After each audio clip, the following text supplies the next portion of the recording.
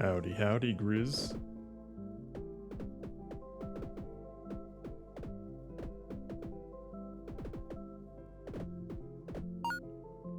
What winky face is you talking about? Howdy, howdy. How's this window? Sorry, just getting things back up to speed here. Ooh! What a perfect time to call it. Bam!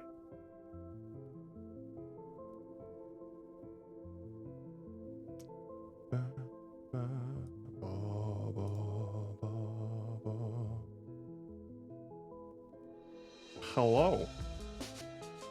Hey, that wasn't a bad transition. I didn't even mean to do that.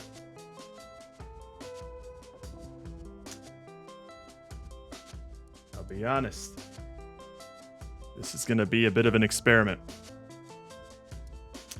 This is something that I was planning on doing a lot last year. What is this? Oh, I'm aware that this is this. I'm aware. So, the idea of this is I can look at this all I want and get a good sense of how this player controller works. And I might reference this at some point. Who knows? But for me, I learn and retain things a lot better when I do them myself. So what the plan here is going to be is I'm going to try to replicate as closely as I can the character controller for Celeste. I'm going to be having Celeste open very frequently. I'm going to have a controller that it should, why isn't it? There we go. That should map all of my inputs properly so that I can get a good sense of how fast the character moves, what the sort of frame delays are when it comes to buffer jumping and things like that, how long are they in the air with coyote time, all that fun stuff. I planned on doing this last year, and I kept putting it off and feeling super lazy and not just feeling like, oh, I don't want to do development right now kind of mood. And I'll be honest, I was hovering over that start stream button for a very long time today. I spent a lot of time going through like fixing print to Jared, and there were some audio issues with routing with Celeste because it doesn't allow for any sort of audio routing, so I really had to hack that open. And I was kind of sitting there just be like, do I really want to do this right now? Do I really want to commit to this? Because this is going to be, the first stream in particular is going to be very boring because as you may or may not be able to tell with this, I'm trying out Unity 6 as well. And I'm also not very familiar with the input system. I think the new input system, I think I used it once for like a prototype in school. And then I basically, since then, haven't really made a game that used any sort of like controller input. So I've mostly just been relying on my bread and butter of like key codes like up, down, press, that kind of stuff.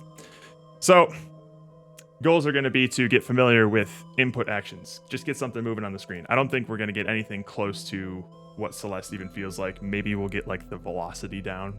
I don't know. And we're basically just going to be setting this project up. Because to me, starting a project like this is always the most intimidating part. But once the ball actually gets rolling, then it becomes a lot easier for me to sort of stick with it.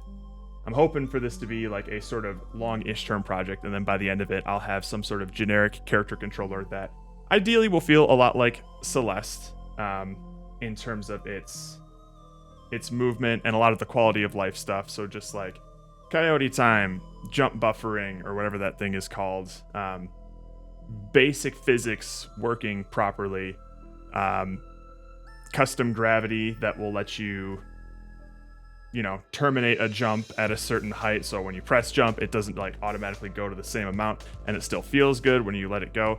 All of that stuff that always intimidates me from creating a 2D platformer, say for example for a game jam. There are so many things, as somebody who's very, very fond of 2D platformers and has a lot of opinions about them and is very picky about their movement, I can't bring myself to create a 2D platformer in a weekend without it feeling as good as I would want it to feel, which I don't think I'm capable of making in a weekend. So this isn't necessarily making something that's like, oh, I can use this for a game jam later, haha, shortcut. It's more so like, I've always wanted to know how this kind of stuff is done and make my own, try my hand at it, and just basically just level up my skills, because I do not think that I got any sort of... I didn't level up at all last year. Last year was a big year of stagnation for me. There was a lot of things that I wanted to do, but my brain wouldn't let me. So this is me actively pushing myself to try to improve this year. So that's the plan. It's really for stream. I'm not even here. What the fuck? Well, hey, you got your streak in there, Gorley. At least I think you do.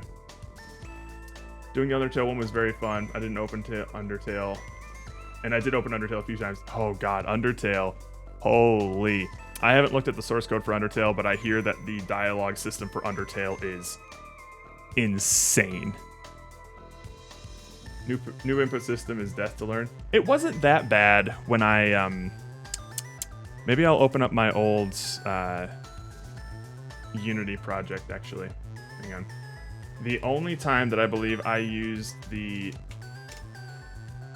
new input system was for the prototype for Slime Night. Let's see here. Nope, not this gap account. I know.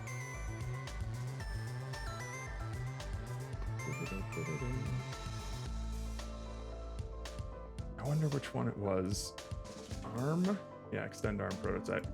Let's download this. Maybe I can open it up. Hopefully I still have the Unity version installed. Let's clone it. Although, do I even have it right now? Just on my... I did a bit of a purge. Yeah, we don't have it here. Okay. Git bash, git clone, you. Yeah, I very much stuck, even with Ludum Dare, I very much stuck to my my comfort zone when it came to projects. I believe, actually, let me double check. I don't think we did any sort of game. Yeah, because we made Split Decision and what else? And Sandwich. I think those were the two, right? Yeah. We did Split Decision and Sandwich, both of which had no sort of character controller whatsoever. I haven't felt particularly pleased with any of the character controllers that we've made, and you can kind of tell that we've steered away from them pretty frequently. So, let's see. No character controller for Orbitoon, Serial Data, Knitworth, Higher Desire. Wayward was our first one. That one was okay. I basically copy-pasted it for Dude Ranch with some slight variations because we had some limitations in Wayward where you could only move forward. It was fine. Nothing for Masusi Loose. Pop Shove It, I wouldn't say Celeste even as a character controller. It's just a physics object. So we were able to get we were able to get away with a lot with that. Same thing with the Loft. It was basically just a physics object. Nothing for Shutter Chaos, nothing for Mouthfeel. Rover Under, again, was basically the same as Dude Ranch and Wayward. And I'm not... It's functional, but I wouldn't say it, like, feels good. And all of these are top-down character controllers. We have never once done a 2D character controller. And obviously Split Decision, Sandwich, nothing.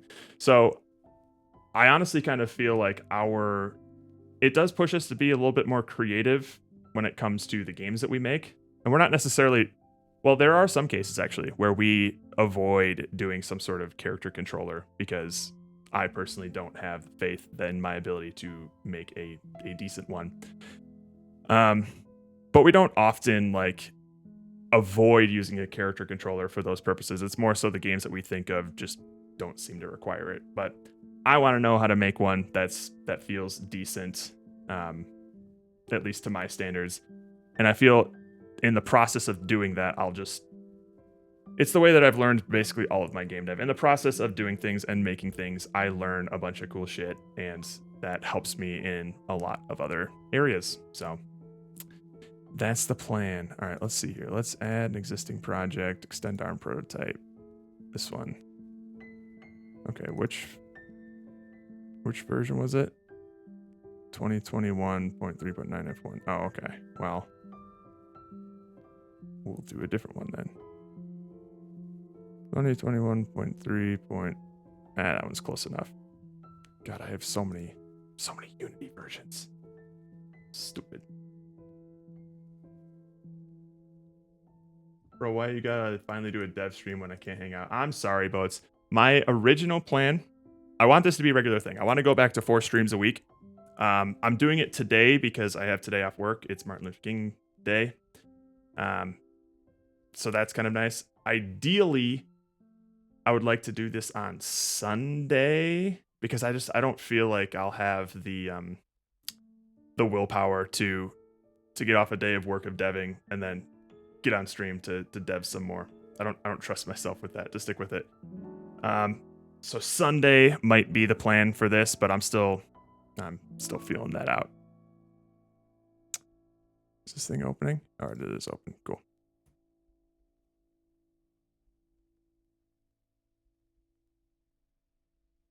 Go change Unity's fixed update from 50 to 60 first thing so you have a better idea of frame count.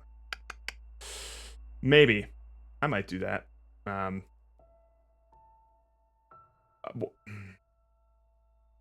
But I also have to look into things like that as like, is a character control like Celeste frame dependent? I don't think it is, right? Certainly not for like the inputs and things like that.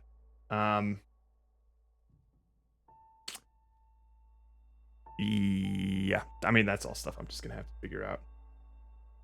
Wasn't Rover Under last year? Rover Under was not last year. Rover Under was 2 years ago. Last year we did Split Decision and Sandwich.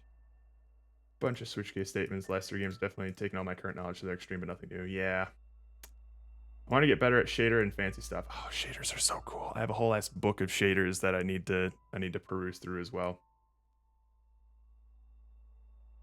What about Sunday? I might be doing these on Sunday. I haven't decided. I want to be doing this regularly, at least once a week. Sunday seems like the most promising day to do it. So we would have streams Thursday, Friday, Saturday, Sunday. But we'll see.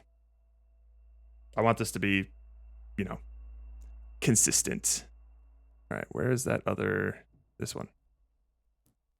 Yeah, update your packages, Unity. I'm trying to open up the one project that I think I use the input system with. Might make for a good reference.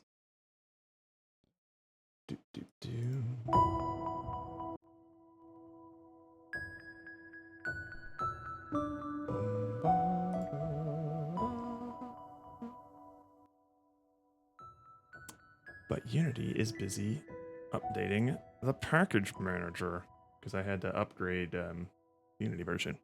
Because I have like 12 Unity versions, but not the one that I use to build this thing. I'm constantly like installing new versions and then uninstalling other versions. And like, oh wait, I need to check out that old project again. But I've also been hearing pretty good things about Unity 6. I don't know exactly what's different about it, but we're gonna take a little peek at it.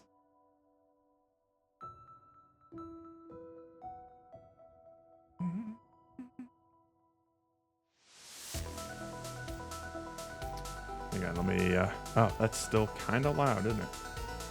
I'll turn that down. Okay.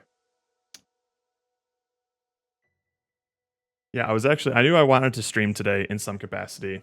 I kind of want to accelerate Fear and Hunger 2 a little bit more. Not because I want to get it over with, but more so of like, I think the past 2 or 3 streams have been me repeating the same content over and over.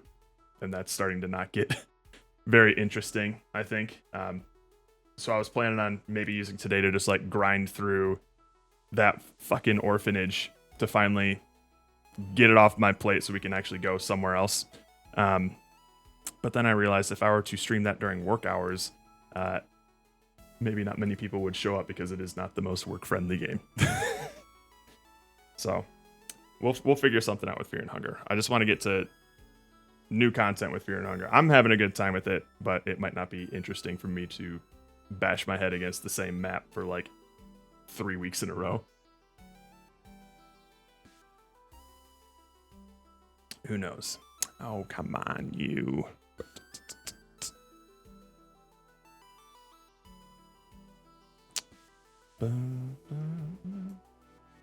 I would have watched Daytime Dongs with you. Oh, thank you, Gorley. That means so much. Do you by chance work in an office with people, or do you work remotely? All right, let's see what we got here. First, we have an ugly layout. Let's get rid of that.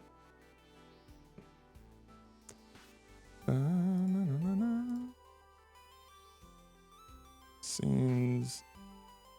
Oh God, what scene was it? I guess demo scene, yeah? Playtest scene? Prototype test. Sample scene. Alright, playtest scene then. Okay, we might not be able to play this. Let's see. What up, Brainod?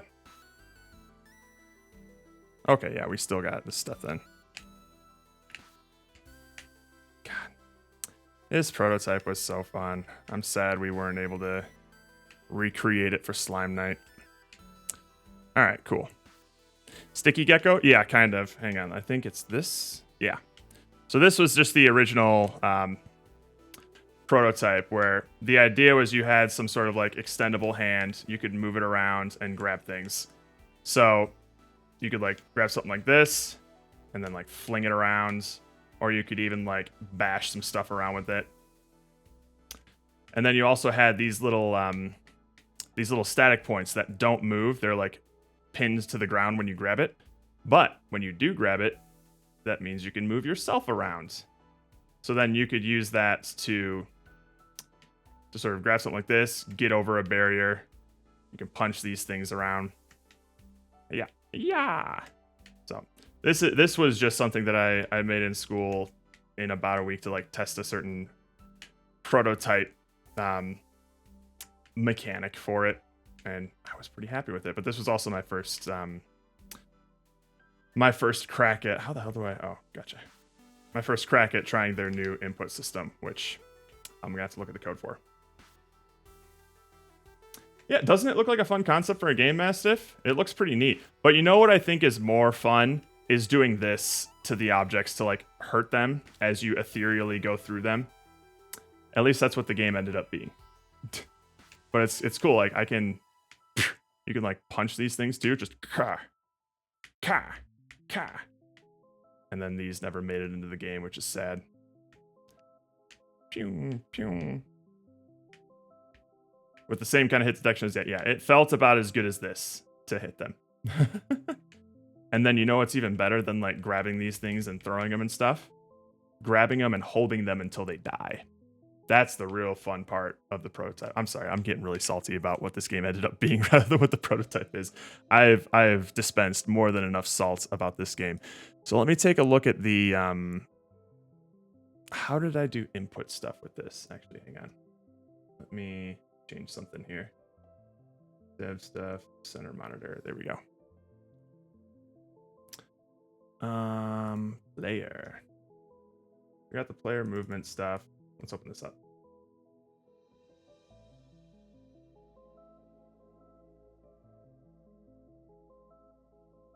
Yes, the salts are warranted.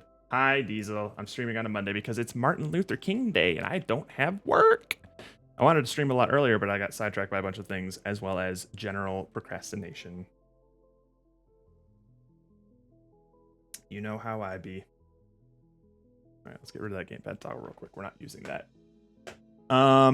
Okay, so right, it was a player controls thing. Did I write this? Nope, this is a Unity thing. So you just do that context, move vector, read value. Oh, okay. Gotcha. This dot move vector. So that's what keeps track of like the move vector and things like that. Okay. Let me just remember where those input things were.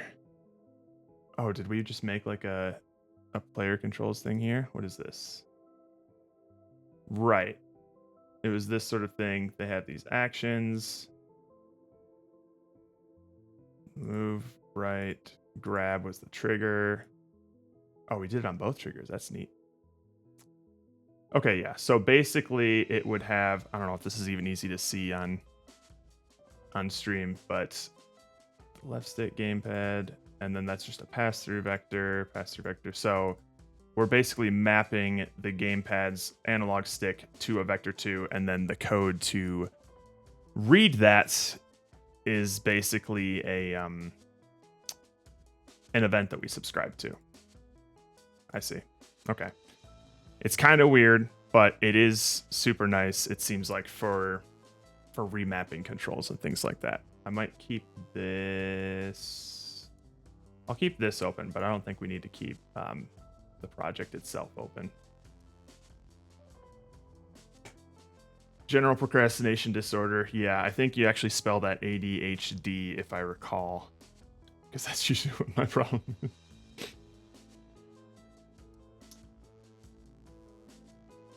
I kind of miss working for a university and having all those days off. Yeah. I'm not necessarily making like bank at the university, especially considering what my old job was, making San Francisco monopoly money. But the general freedom to be able to make whatever I want and have in general, a lot more free time has been nice.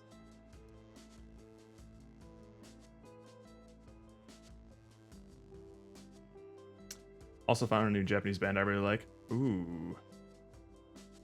They're being produced by Ado. What does that mean? I don't follow a lot of music producers. Okay, cool. I think it's about time we actually open up the game. And we're going to be real chill with this in the beginning. I just want to get a sense of how it kind of feels intuitively. And then we're really going to break down what exactly is happening and why it feels as good as it does. Hang on. It does not like me clicking out of the window, so I need to just real quick make sure I got chat opened on the side. Got this open. All right. Oh, Ado is a singer as well. I might know Ado. But I'm not sure. All right, is this... Oh, damn it. Just like I thought. This fucking... I think I need to do something here. Hang on. Back out. Options. I probably can't... Full screen off. Can I do something like this?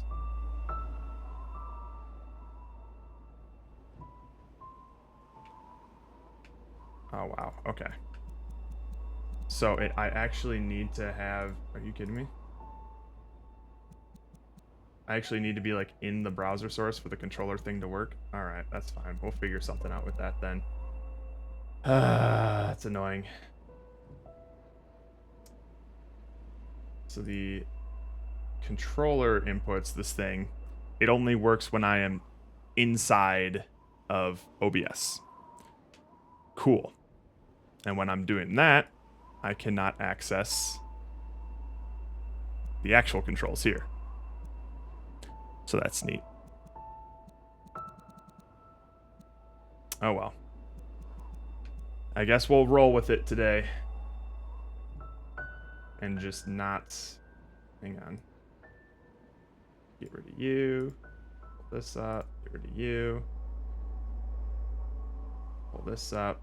Alright. I think we're good. Cool. Just get rid of the gamepad, I guess. Cool. Alright.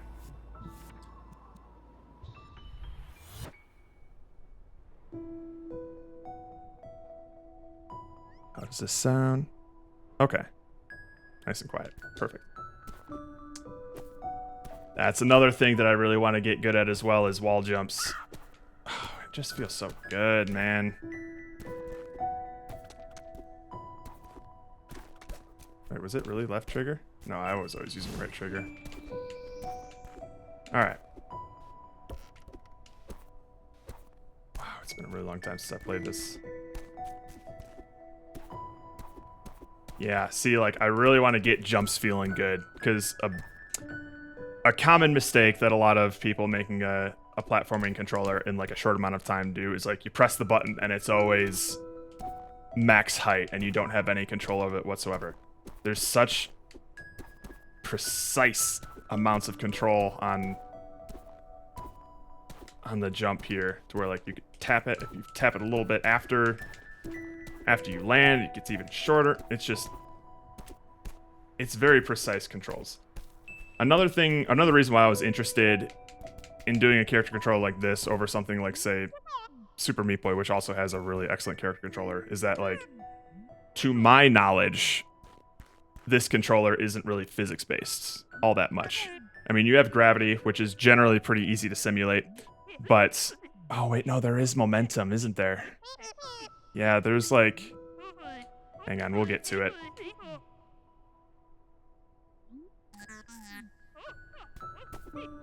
Especially, yeah, we'll see it in these first few levels.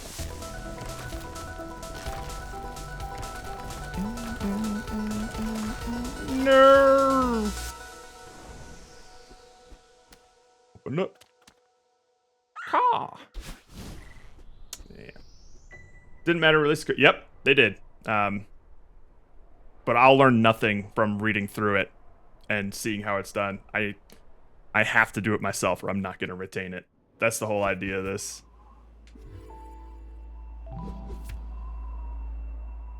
Yeah. It's just an excuse for me to regularly do development, which I was not doing a lot last year. And also learn how to do something that I've always wanted to be doing, which is to make a good 2D character controller. All right, so... Hang on. I need to... remember, I need to get to those little movie bits. Those little moving spots where, like, momentum actually carries over. Oh, boy.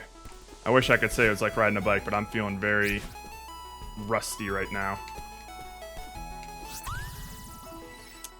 Yeah, these things right here. I need to get to one where I actually need to, like, use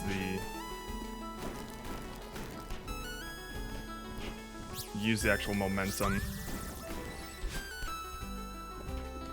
Oh wait, no, that's the... Yeah, so we can't do that. I believe... What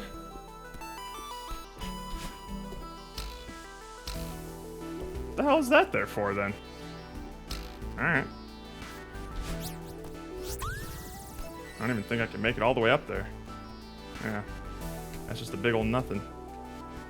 Right, so this is a good example. So it's up, and I jump. That's fine. But if I jump while it's moving... hang on, let's try that again. I get a lot higher. And I feel like they're probably faking physics with that. Because there's not a lot of other physics things going on. You do go a lot higher. So, like, there is some aspect of momentum specifically with this mechanic. But this is like a mechanic that's not often used throughout the rest of the game. So I find it hard to believe that they would use physics for that specific mechanic only, you know? Ah, shit.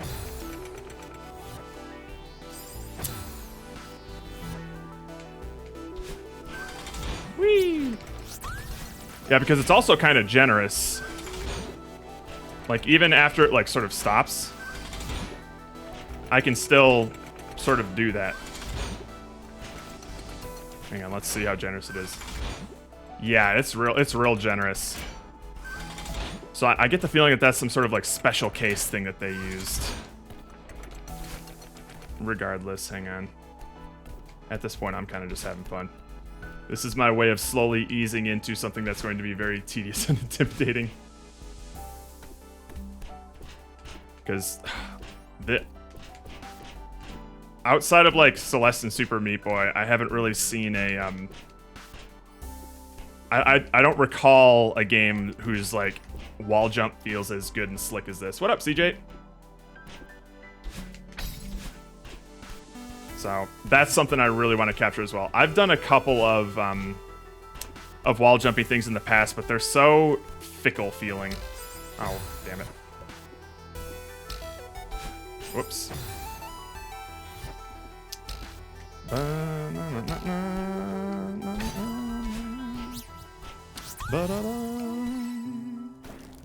Hey, what up, Theo?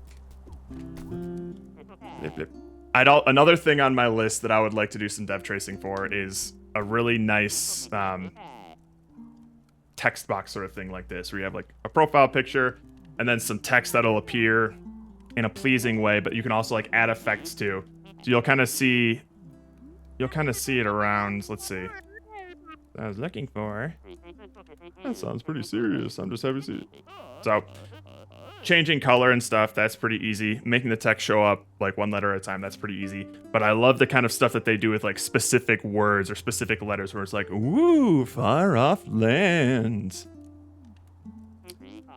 There's a bunch of other things like they can make certain pieces of text larger within the word. They can make them like shake or jiggle. I just think it's neat. I wonder how they do the voice variations. You know what? I think the dev actually released something about that. I want to say on Twitter or something. I'll have to find that. I mean, it is just like a lot of like pitch modulation. It's interesting too because you'll also hear it sometimes. Like it sounds like gibberish, but sometimes there'll be words that you can kind of pick out of it. It's kind of like Animal Crossing. But you can also hear like a tone, right? Like the way that she said that, it was kind of just like a, what far off land do you hail from? Like you could tell from that tone that she was asking a question. Seattle. Like that sort of like deadpan delivery, you can still hear it in like that random gibberish, which I think is really cool.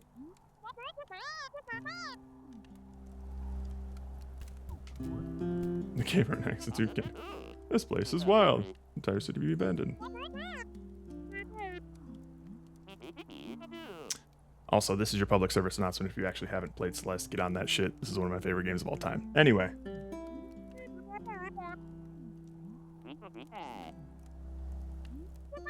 I want to get to the selfie.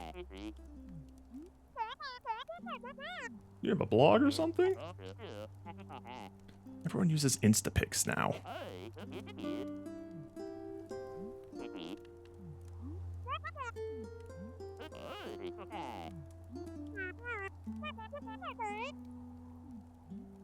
Maybe.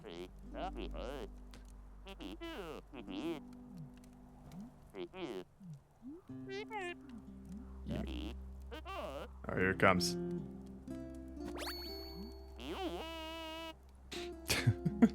So they can still do like pretty specific sounds with it.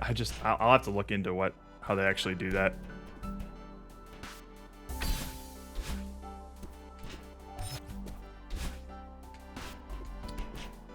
Hoi. Hoi.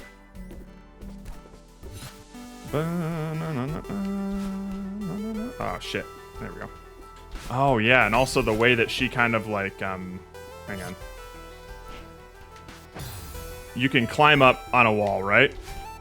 And then she kind of just hops right above it. That feels nice too. I'm not doing any like additional button inputs for that. It's kind of just like a oop. Hang on, what happens if I just strictly hold up? Yeah, so she'll pull herself forward even a little bit. Interesting. Okay.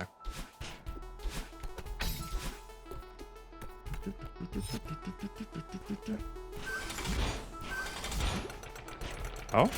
There's something over there. Hang on now. I'm not sure if I can get to that.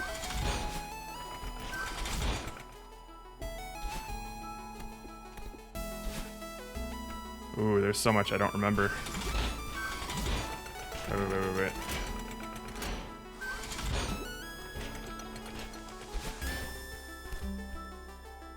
I don't remember how to get up there. Oh, like this.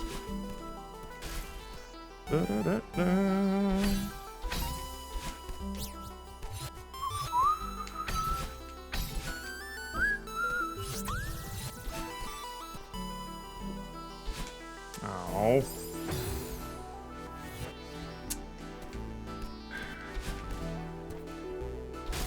There we go. Alright. After we finish this world, we'll get to the boring development stuff.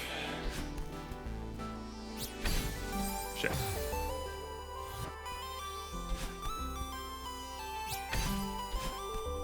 Woo!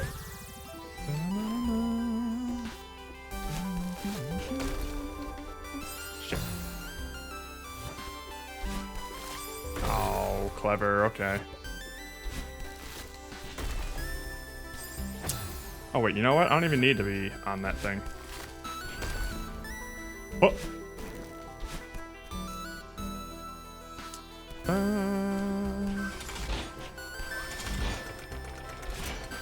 Whoop. Nice. Woo! Ah. Tricky dicky. Okay.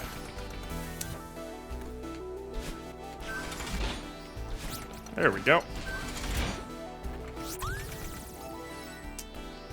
Alright, how do we do this one again? Yay. Oh, this one's easy peasy. Whoops. Oh. What direction is this? Oh, okay. Oh. Nice. It's always nostalgic playing a game like this. I got a similar feeling from Braid, where it's like, oh yeah, this is the kind of stuff that I love. Damn it. There's a non-zero chance that I just might go through this entire game. Not today, obviously, but I'm feeling the itch. Where am I going here? Shit.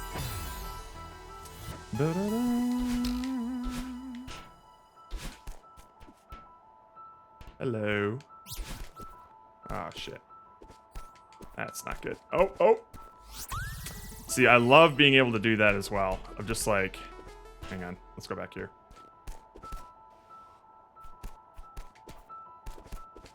Like it's hard to explain, but your trajectory, if I were to hold towards the wall and jump, I'll basically kind of just like climb up the wall, which is awesome. But if I hold in the other direction, I jump away from it. So like, it just feels good. I don't know how to describe it, which is why I want to try and make it so that I can understand, you know?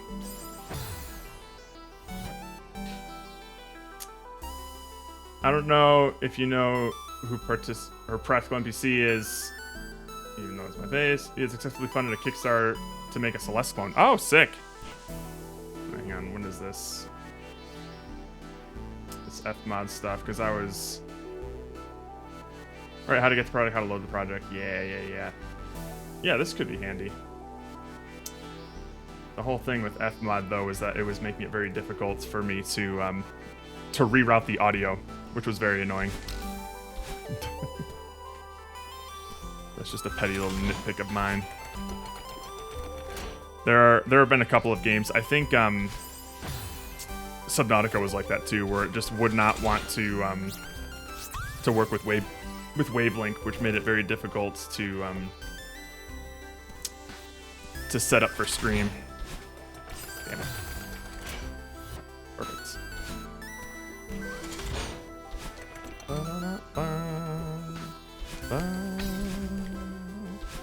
Whoops. I do think I ended up getting the golden strawberry on this level, actually, which is basically like a deathless run of this entire world. I used to be real good at this. Not so much anymore. I'm getting a little bit of muscle memory back. I think we're close to the end. Whoops. Shit. Oh, this might be tricky. There we go.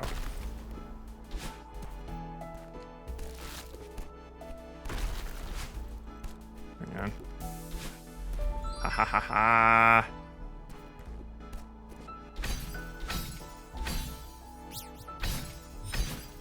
It just feels too good, man. Come on.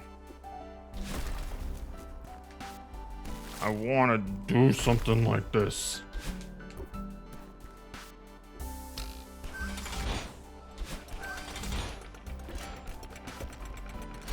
Ah. Oh, that's no good.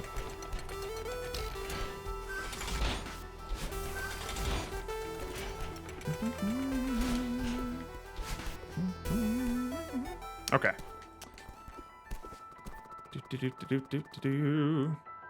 Yep. All right. I think this will actually be a pretty good spot because World 2 starts here, and this will be a nice little arena to fuck around with the movement stuff.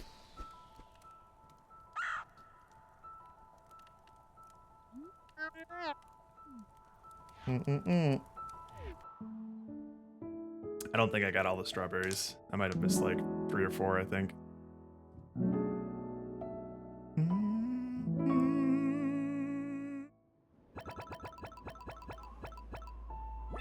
Ah, 4, yep. Womp womp. 26 deaths, not bad. Alright. So this one starts in that same spot, which might be a good playground for us here. I want to see if there's any, wait, hang on. Is there... Nah, this spot's better. Is this plot about you trying to make strawberry jam way after they're in season? You make strawberry pie at the end, thank you very much. The strawberries are completely optional. They're more like just personal challenge things. No, this is a game about you just trying to climb to the top of a mountain for reasons. Okay, so if there is acceleration, it doesn't seem like there's a lot.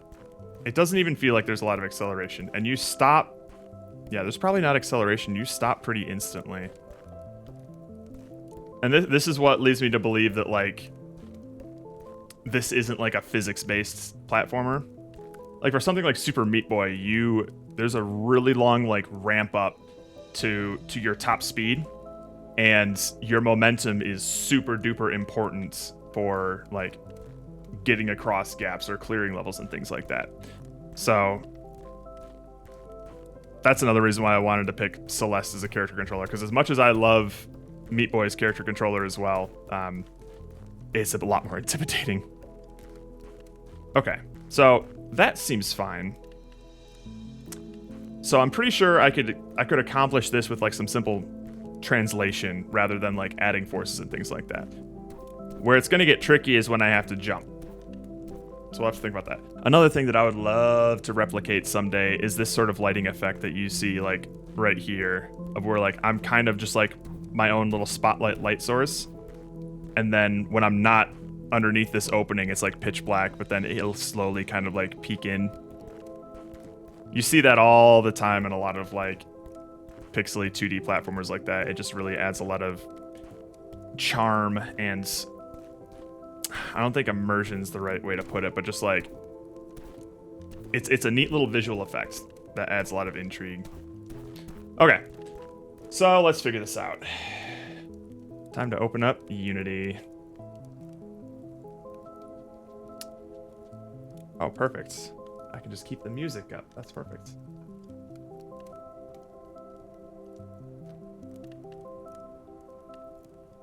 Wait, hang on, CJ. Am I to believe that you have not played Celeste? Because if so, get on that shit. I'll probably say it every single stream, and this will be my second time. It's one of my favorite games of all time. Okay, so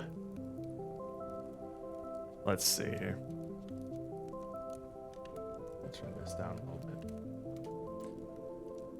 Because the first thing that we'll just have to do, let's just make this camera orthographic for now. And we will just add, we're going to be super duper simple here. We're just going to start with a basic ass flat plane called floor. 2D.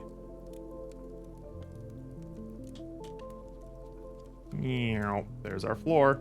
Because another thing that we're going to, well, maybe not so much with the Celeste controller, because the other nice thing about Celeste is it doesn't have, well, it does have a little bit, a lot of like camera following. So you have a little bit like this. So when you get, I guess towards, oh, it's pretty generous. Once I cross like the center threshold, it moves towards, it starts to follow the player so that she'll stay in the center. But for a lot of the screens, it's kind of just like the camera, just everything that you need is just right there in the in that one camera position. It doesn't really move all that much. That's going to make things a lot more convenient for me as well. Because sometimes camera following can be a bitch. You'll get a lot of like jitteriness because you're updating the camera sometimes at different rates that the character's moving, and then the moment it updates the camera to the character's position, that character's already moved, and it kind of just like does a little jittery thing. I feel like I accidentally do that every single time I do a camera follow. So we're just going to stick with the static camera for now, and we're just going to translate a character. Easy peasy, right? Well, I haven't done that in forever, so I'm going to probably fuck it up a little bit. I did hear that recommendation. I'm just bad at gaming and haven't even continued Ori and the Blind Forest since I started back in like February 2021. Oh, that's too bad. Yeah, Celeste is definitely one of those sort of like challenging games. I think the reason it clicks with me a lot more is that like Super Meat Boy really clicked with me back in the day, back when I was in like high school when it released. And it's that fast restart loop that really makes it a lot more approachable. So like you really only have to be super skilled at the game for like a handful of seconds at a time for you to like beat a level. Which, I don't know, that sort of fast, if you die, you're like back in it within like less than a second. And that to me is just a lot more appealing than, I've been struggling with Nine Souls, man. I've been avoiding it for the past week or so just because like, that's one of those games where like it's super challenging. You need to be on point for several minutes during a boss fight. And then if you die, you go back to a save point, have to navigate all the way back there. I might not be in the right headspace for it right now because I can recognize that it is a good game that will definitely jive with a lot of people. Pomo, I think you would especially enjoy it. But I might not be in the right headspace to like properly appreciate it right now. So it's one of those games that I really need to be in like the mood for. All right, it's just going to be a cube. This is our player right here. Maybe we can change the color of it. All right.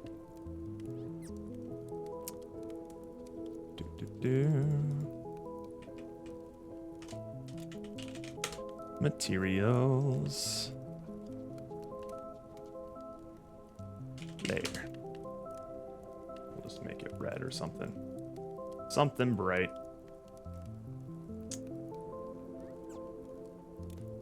All right. So right now, this cube's not going to do anything. What we're going to need to do is we're going to need to start... All right. I think... How do we want to do this? Because... Oh, boy. I forgot that I want to kind of set up a state machine for this thing. I don't want it all to be in one file. Okay.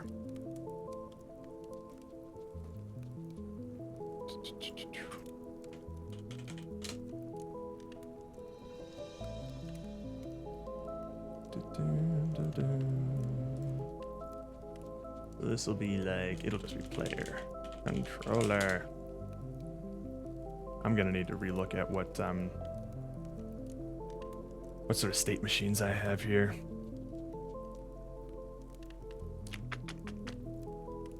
Let me think. Hang on, I think I need to look back at this here. Grab you. Well, you know, we'll get to state machines some other time. I just want to get this thing moving across the screen. Just something to make me feel like I accomplished something here. It's those little victories that I think I have to prioritize first when I'm just getting started to actually encourage me to keep going. That's kind of how that cabbage bot works. That cabbage bot is filled with so many bits of spaghetti code and awful hard-coded things. But it's a lot easier for me to go in and refactor stuff that's already there than it is to create a completely new system from scratch. So let's prioritize that. So player controls. I think we can, if I'm remembering properly here.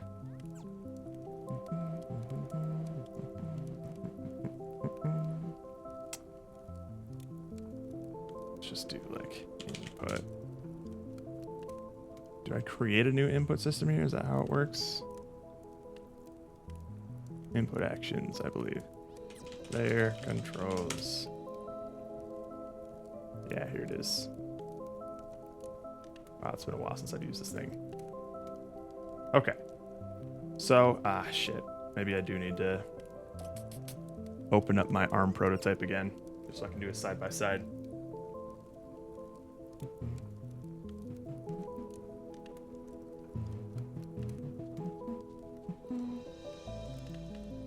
Okay. So we do have a map. It's just called player map. Player map. So it starts with the map, and then you add actions. Okay. New action. Would we add binding? Can I rename? Okay. Move.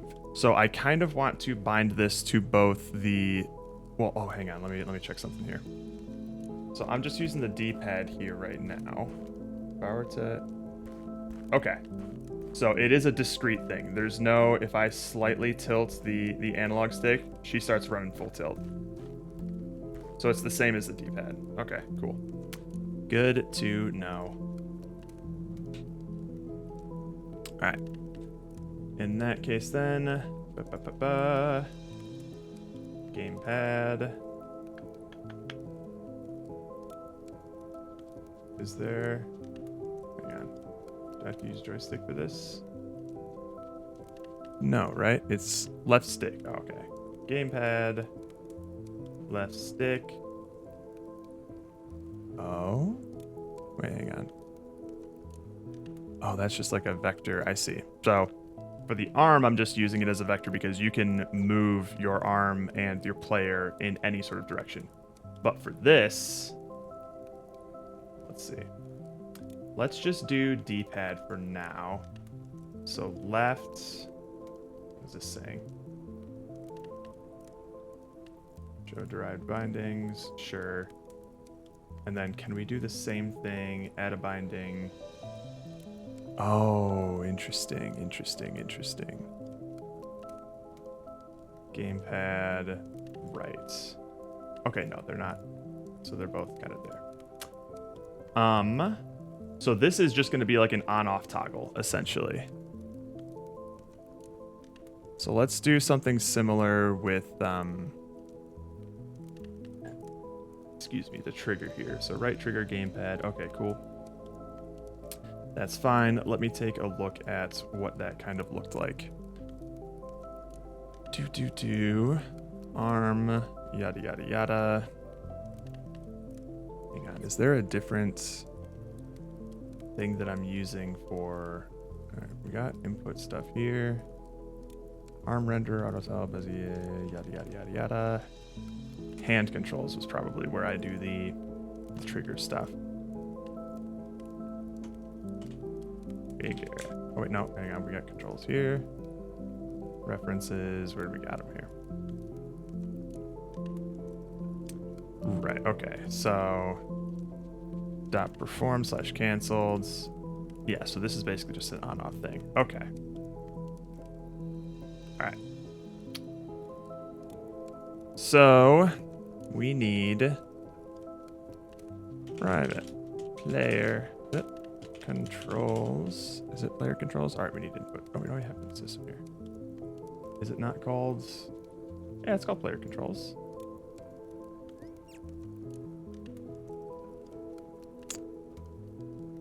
Interesting.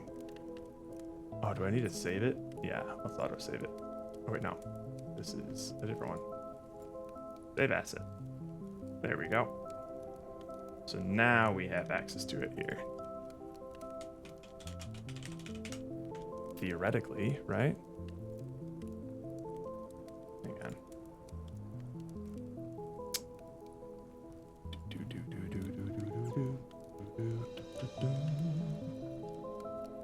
It's good now?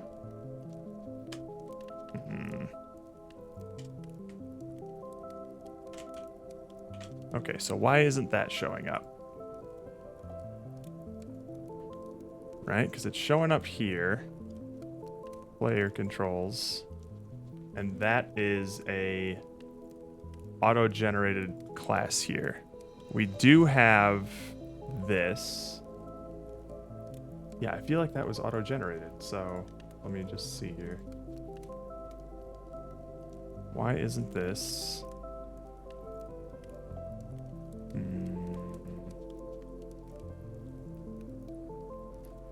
All right. Add control scheme. I don't think we need that. Yeah, because this doesn't have any control schemes.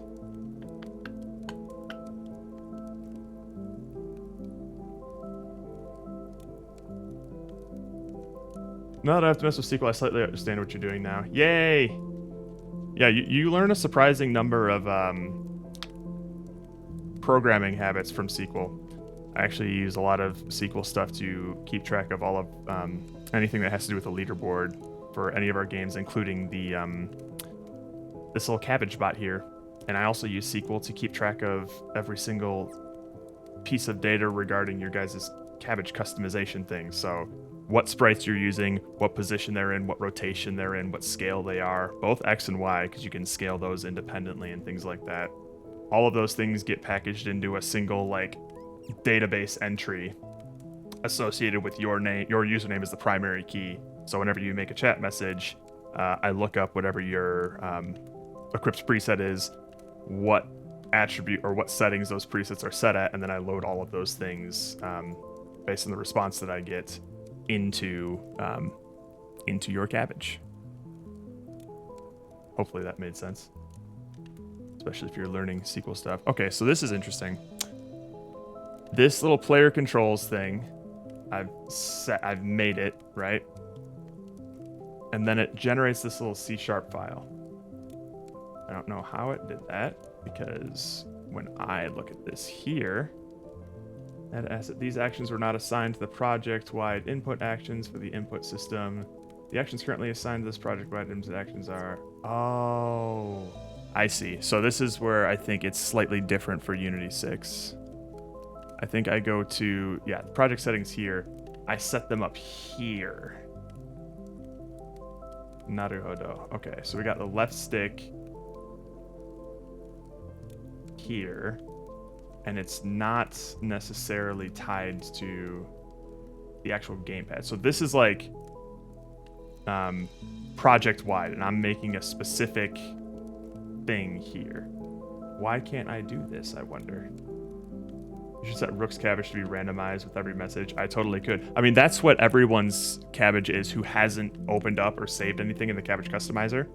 So every time they send a message, it pings to see if they have an entry in the database, and if it doesn't, then it returns null. And then when the Unity bot sees a null response, it's like, all right, fuck it, I'll just pick some random shit, and then it'll generate it. So I could do that.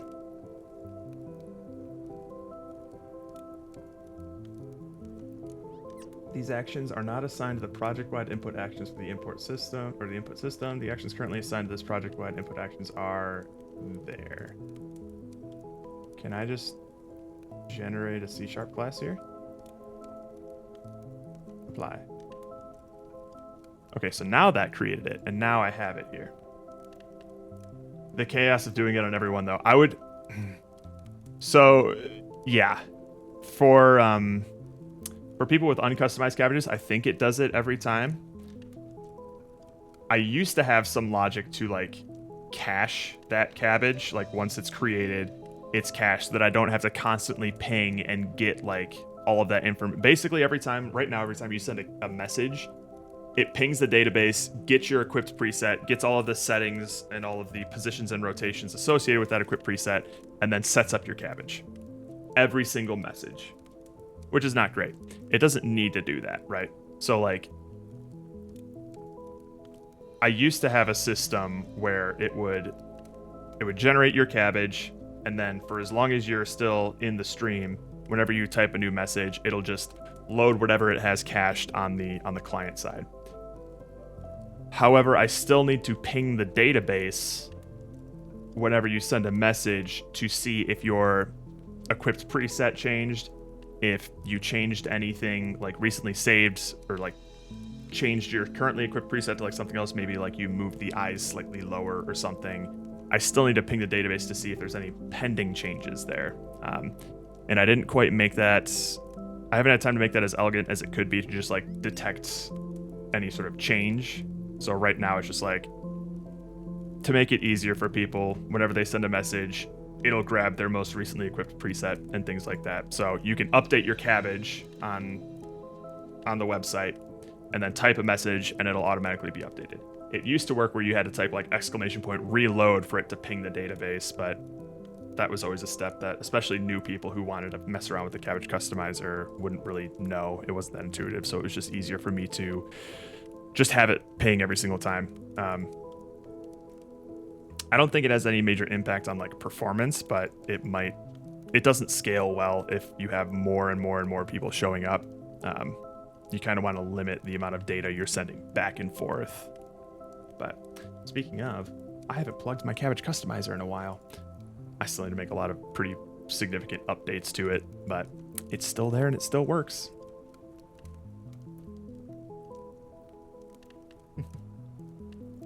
I like my cabbage too much, so not willing to test. Well, that's the fun thing, CJ. Well, actually, I don't think you can do that anymore because you've used the cabbage customizer. So you're in the database system, so it will find something for you depending on what you currently have equipped. Upon request, I could delete your data if you want, but it sounds like you don't want that. But the fun thing is that you don't have to sacrifice your current customized cabbage in order to experiment around, because you have presets that you can use. So right now, I think my cabbage is this guy. Yep, there he is. But then if I were to change it to something else, other preset, save it, and go brr, brr, brr. Aha, now I'm different. And then whenever you want, you can go back to what you liked before. And then, yay, I'm my little goober again. So, yeah, you have 4 different presets that you can sort of mess around with and save. So as long as you're making sure that you're not overwriting or changing the preset that you're currently on, you can always go right back to it. All right, finally, we have player controls. Now let me double check what the code kind of looked like for this.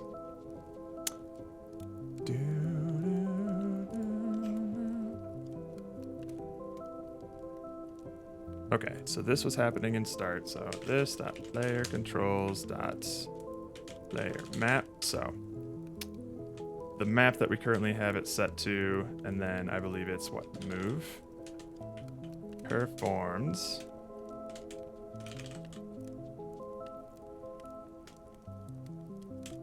we get context for that, and then this is going to be this dot move player. I don't think we need the context. Okay, so performed, it's an action, input action performed, move player, all right. And then private void, move player, yada, yada, yada. Okay, so that all works. So the neat thing about this is normally I had to, let's say I wanted, when the player presses D and holds down D, it will move the player to the right? If I wanted to do that originally, I would have to go into this update loop, which runs every single frame, and go like if input dot get key. I believe key would be when they're holding it down. I would probably either use get key down or get key. So it's either the frame that the key is pressed, or probably get key down. I would probably do get key down and then just do key code D. If that is true, then we would do something. We would call this move player. And then what I would do here essentially is, let's see. And we'll just do get key. So this will fire every single frame that the key is held down. So every single time the key is held down, we would call move player, and then we would just do like movement logic here. So it would probably be like move player right? And then if I wanted them to go the other way, I'd basically copy paste this. If key code is equal to A, then we'll do like move player left. And then I would have a separate function to specifically move the player left. You can do this like maybe a bit more elegantly by like passing variables, like maybe both left and right can use the same function, and then you would pass the variable to tell them what direction they're going to be moving and stuff like that. But you can kind of see like how the more inputs that you have and the more controls that you have, the beefier your code kind of gets, right? Whereas now, I just have some settings set up in Unity, where I have D-pad left, D-pad right. So whenever it detects input from these two things, it subscribes to an event that's already calling like move player. And then this is basically all the code I need, like movement logic here. And it's done. I do think now that I'm like, this is all I basically need to have that input kind of work. And I can do this. So what I should probably do is have different ones for this. So we'll do move left and move right, because if I were to hit either left or right on the D-pad, the same function will be called. And to my knowledge, it doesn't pass any directional data because it's just an on-off button. It just can detect whether or not that button's being pressed. So I probably can't use this one here. Let's rename this to move left. And then we can probably, hopefully we can duplicate this. Nice. Rename, move right. And then this will be D-pad right. So now what's great about this is that move left, you can assign multiple mappings to it. So what I can do now is add another binding. Go to gamepad, and we'll do, not left stick press, just left stick. So left stick, left. Now, this does basically the exact same thing. It'll detect whether or not I am pressing left on the D-pad or moving left with the analog stick. And if I do either of those, it will call the same function here. So we'll just do like, oh wait, hang on, I gotta save this. Save asset. So now, if I do like move left.perform, if it detects an input that's binded to move left, it will call move player left.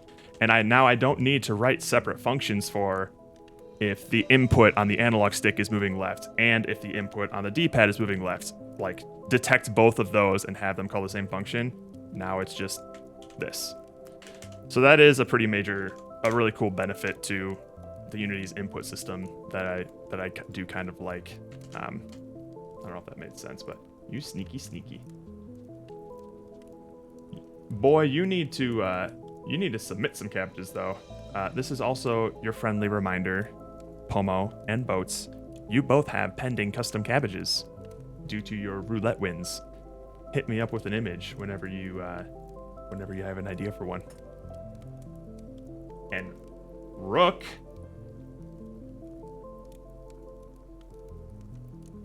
One, two, three, four, five, six, seven. 7 custom cabbages, Rook. These are all you.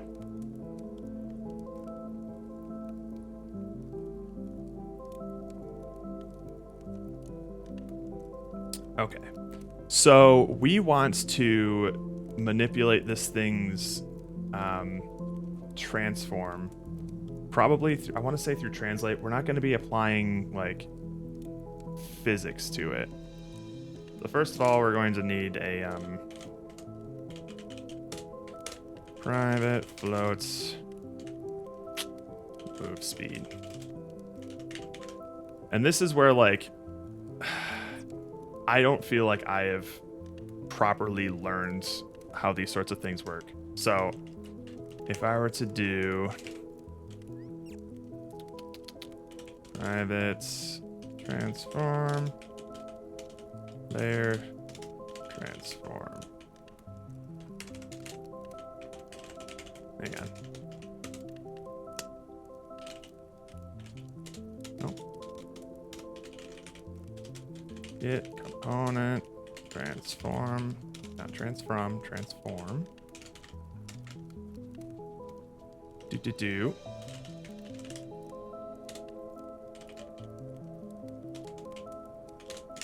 So we translate here.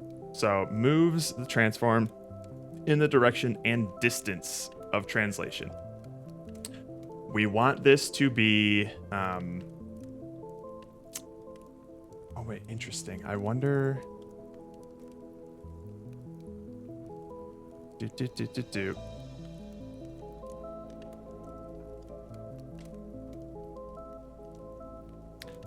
You know what we could do? Oh, you know what we could do instead? We don't need it to constantly be moving left. We could do like flags of like, ooh, auto mod. You got it. Nicely done. We got a best viewers message that auto mod actually found. Sweet. So what we could do instead is, I don't know if it would be better or worse to have flags. Or you know what we could do? Let's do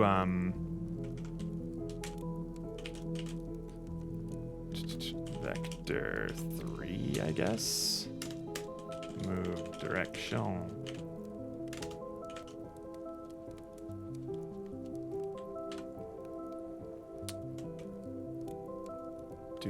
Do. Hang on, let me see something here. How did I do it with this? So when it's performed versus when it's canceled. Thank you for the follow. Dubitable duck. Dubitable duck. I don't know how to pronounce that. You pretty much always clinch the most popular used emote with those popsicles there, Rook.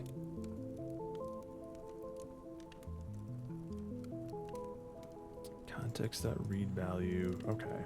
I'm trying to think here because what we can do is we can.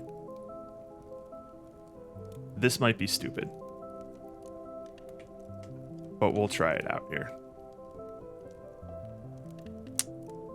So this dot move direction equals do.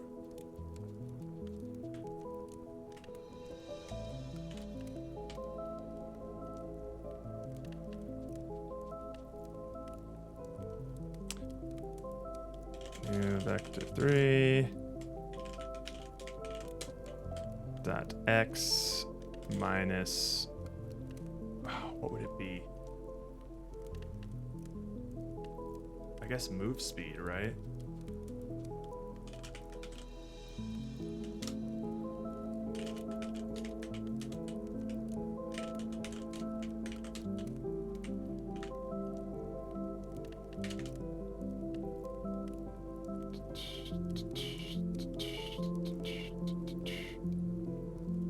Only assignment, call, increment, decrement, await, and new objects can be used as a statement.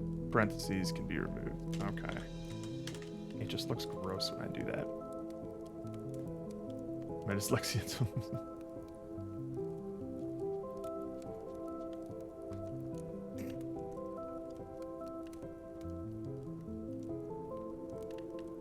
Yeah, it is quite the tongue twister of a name. Dubitable duck. Morning, fun base. Although it's more, I guess I would say evening at this point. It's only like 5:30. How you doing, dude? Okay, so, man, I don't know if this is what I want though. Maybe we'll just do. We'll still do.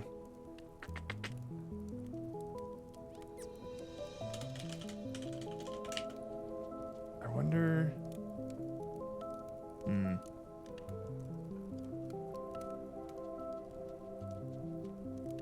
Can we do this?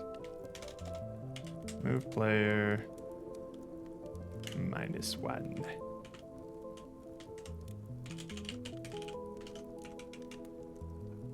Can we do that? No accessible. All right. Move player. Okay, so we can do that. And then if it's canceled. Oops.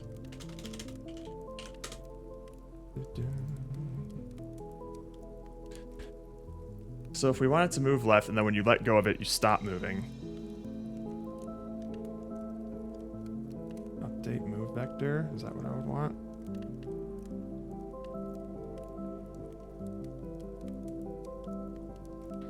I don't know if that's what I would want.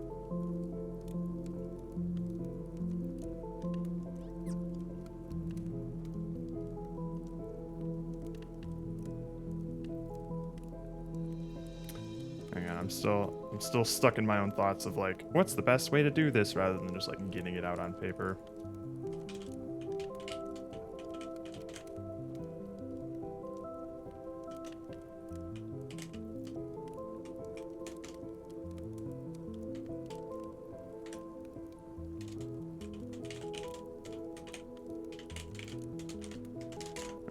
This, actually.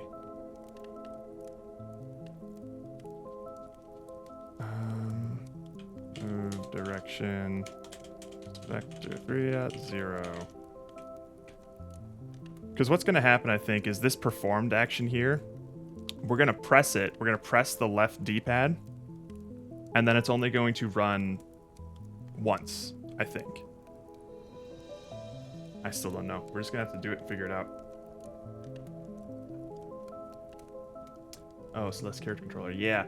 We're doing what I call, I don't know if it's something that other people call just dev tracing. So I'm playing this game, and I'm basically going to try to emulate as accurately as possible this little character controller. Oh. Ooh, there's a little bit of a delay when it comes to turning around. Is there momentum at play? I'm not sure. Maybe there's just like a delay. We'll have to see. Alright. So what we'll do here is this dot move direction. New vector 3.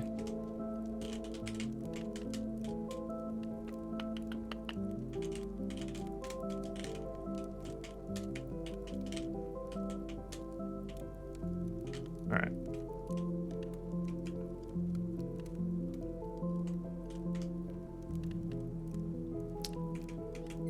Okay. This player controls, player map, move, right? Performed. Context is equal to this dot move player horizontal. And then this way we'll go in the right direction. Hoit.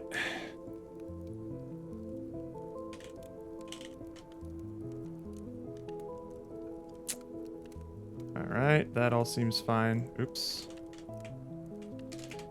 And then in, I believe, I guess fixed update, we'll be moving the player. So this, that player, nope. Translates, move direction times, move speed times time dot fixed delta time.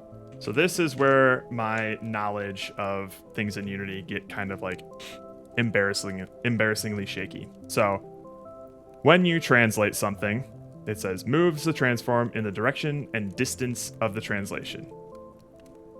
So we give it a direction, which I guess I should normalize. So a direction with a magnitude of 1, and then we multiply that by move speed, which will give us, hang on. So we have a direction, we multiply it by move speed, which will give us the magnitude, how much we're going to be moving that frame. And then we multiply it by time.fixed delta time so that it's not framed, so that it moves the proper amount of distance for that specific frame, regardless of what the frame rate is. I think that's what we do.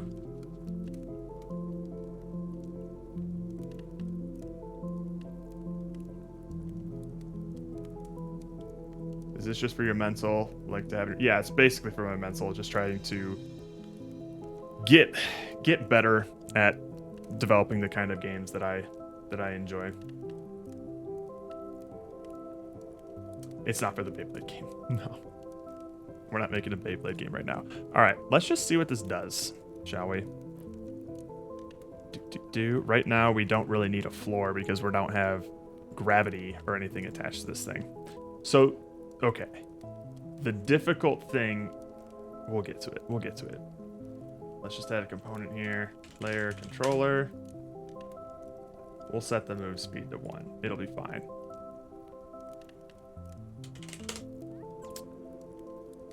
And let's just see what happens. It'll probably move really slowly. Oh, we already have a null ref. Why? 23. Oh? Oh, interesting. Okay. We need to... Do we do that here as well? Hang on. It doesn't know where the player controls is. Oh, we have to create it. Okay.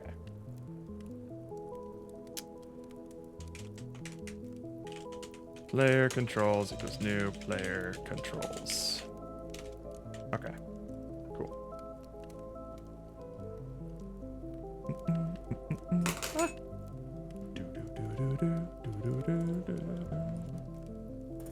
Any other null refs here?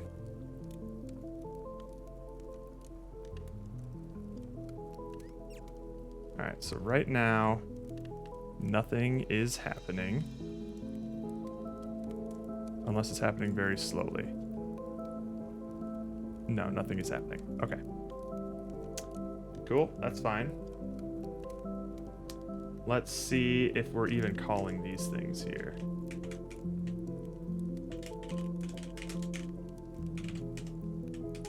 Or,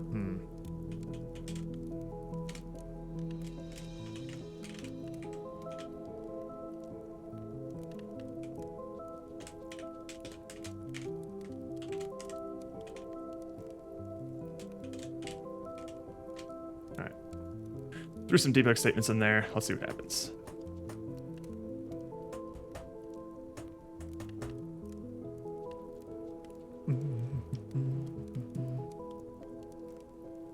Okay, so these things aren't even getting called at all.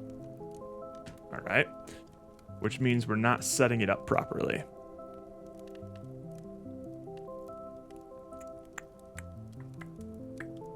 Because this is certainly getting called, right?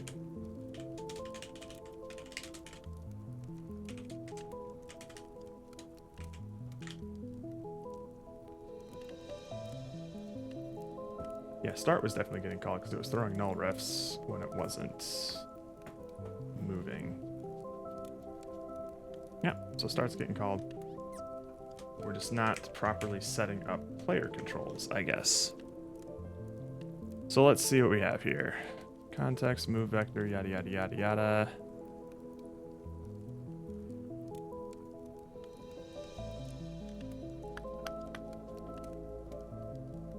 Move freely. What do we have here?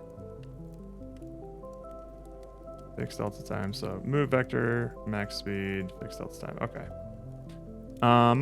Yeah, but it's not calling those. Odd. Odd.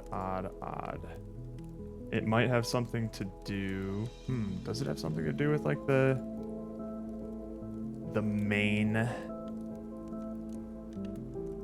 assign as the project-wide input assets? Sure.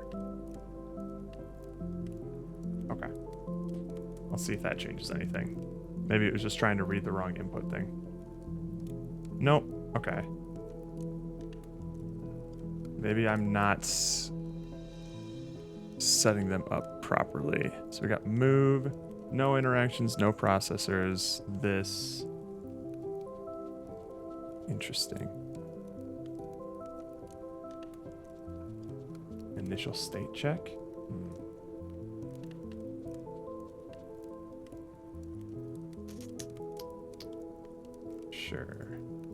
Sure. Let's add another binding here. Gamepad, left stick, right. All right. Cool. Save.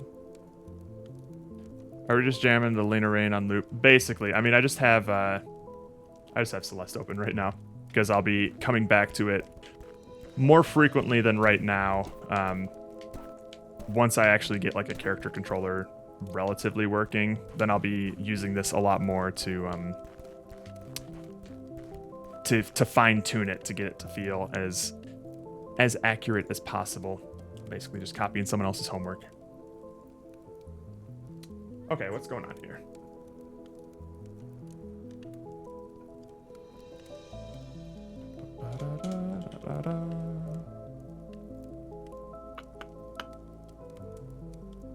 Adding bindings. Bindings? No, we don't need any of that.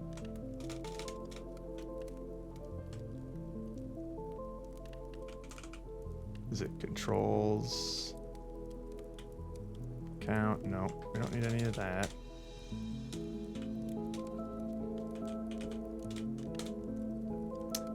Interesting, because this isn't even getting called even when move left is technically being performed. I wonder if I can debug this.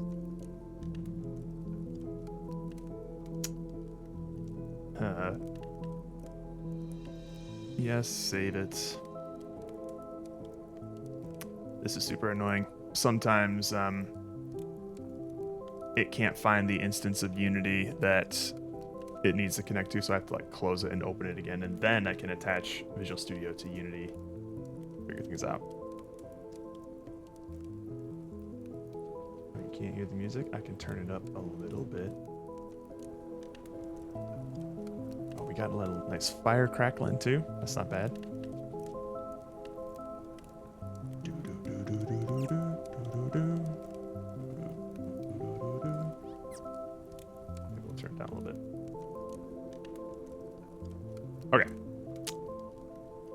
Now, can I attach to Unity, please? Nope, it doesn't know where I am. That sucks. That sucks. Okay.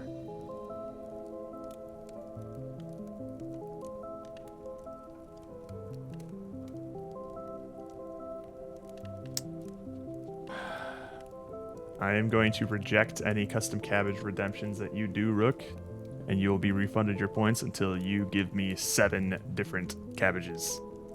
Just so you know. Button, value. Wait, did I do button on this one? Yeah, these are buttons. They should technically work.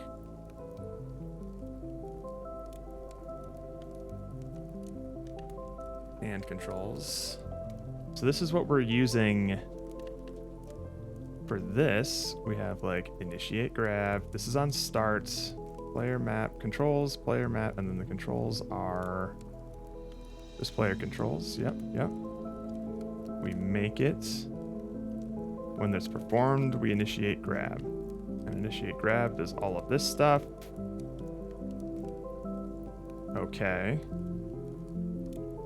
So why, when I'm doing it here, I wonder if it's just like, hang on. Private void test shit. Debug, log error. Shit.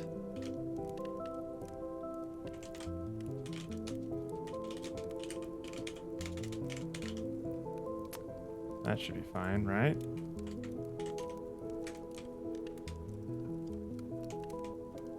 So there's definitely something I am missing here. So now, whenever I press left or right, it should just say shit in the console. Let's see.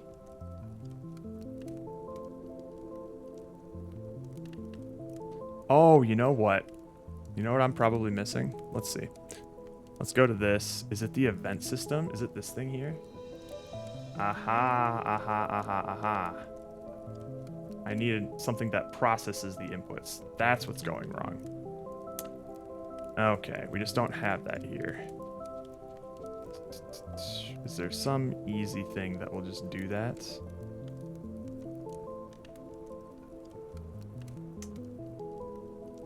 Unity setup input system. Quick start guide, yada yada. I don't think this is what we want. This is gross.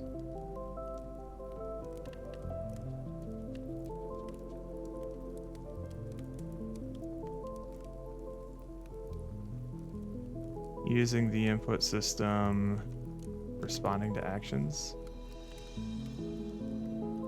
Yada yada yada yada yada.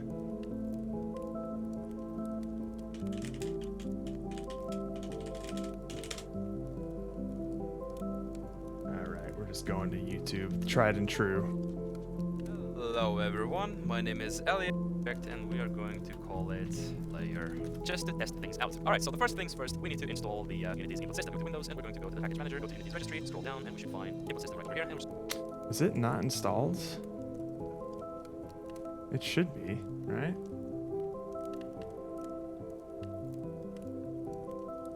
Input. Yeah, input system's already installed. Okay. Just gonna install it, and at the end we'll ask you to reset the project, and that's what we're going to do. Just click yes, and it will reload your project, meaning that the input system has been implemented. We're gonna go to the scripts, and in here we're going to create a new folder. We're gonna call this folder input system, and inside here we're going to create a input map. Now, if you're not able to see it in here, we're just gonna scroll all the way down until we're gonna see input actions, and just create it. And here we're going to call it input map. Call it however you want. We're gonna open it, and in here we're going to set up all the inputs. So the first thing you should do is setting up key bindings. We've done that. Generate map scripts. We've done that. So once you set up all your inputs, hit save assets button, and once we're gonna exit, and if you don't have the script that generates after, just make sure to click here, generate C# class asset, hit and apply. This will generate a script that will be very important for us. Once we're gonna save all the assets, it will regenerate the script. So just don't touch it, don't delete it, just keep it in here. Fine. So now we'll create another C# script called land input subscription, and in here we're just going to delete everything from here. Then at the top we're going to we know how to use this. Now the code will look like that. Copy this, and then we're going to set the other one on cancel. When the inputs are being performed, and then cancel, so we can reset them. And now we're going to unsubscribe, copy the same thing here. Handling multiple map, implementing subscriptions. And this is how you set up a subscription map. Now I'm going to show you how to actually use it. Normally it doesn't really matter where you're going to keep the subscription input script, as long as you have it somewhere in the scene. And what I like to do most of the time is to set this input subscription script onto the game manager itself, mainly because the game manager is going to be some file. That's it. That's how you set up input these inputs. But if you will set it up. Okay, so this is he just maps it all in one script, which I guess is fine. Then you'll have easy way of switching. Hang on though. Am I missing anything here? Initialize serialized field inputs back in Unity. If you go into player, you'll see this window appear here. Drag game manager onto here, and then we will have access to the input subscription script. Player controller, it's definitely here. Do points matter this year? Yes.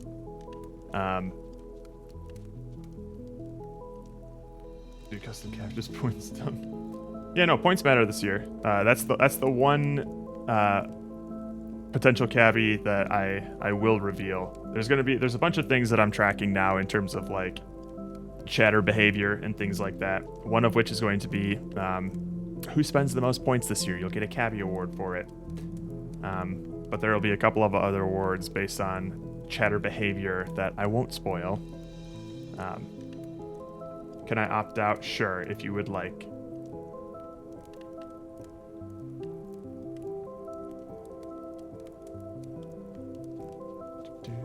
I don't. Great. Thanks. Thanks for the update there. It's spoil them every few months. I don't know. There's some that I'll definitely keep a secret because I don't want anyone trying to like game the system, you know. Just support no you can, sure.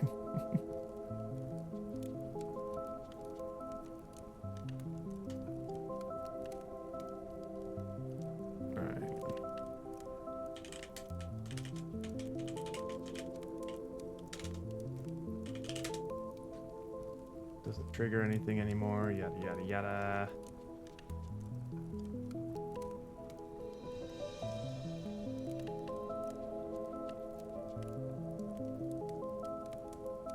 Huh? How old is this answer? 2021? No, I don't know. Resolve this issue, go to edit project. Well, hang on. Let me try and just do. Let's add a binding here for. Moving left is going to be character map key A. All right. Wait, what the hell?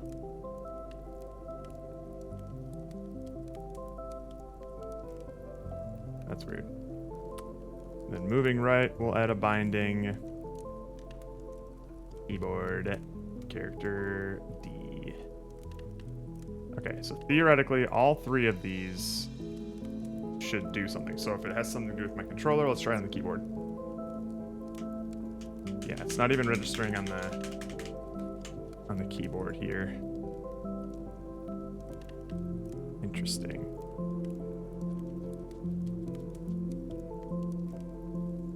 I wonder if I just make some random canvas here. Yeah, now we have an event system. And it has the oh, this is input system UI input module. Okay, well, I don't think this will do anything for us. Standalone input module. What is this? Yeah, I think that's not going to do what we need it to. No. All right, let's get rid of the event system. This guy says go to edit, project settings. Player, other settings, configuration, active input handling.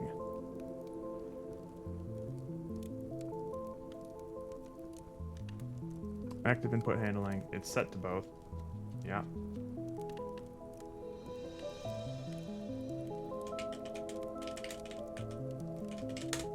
I hope it's becoming clear why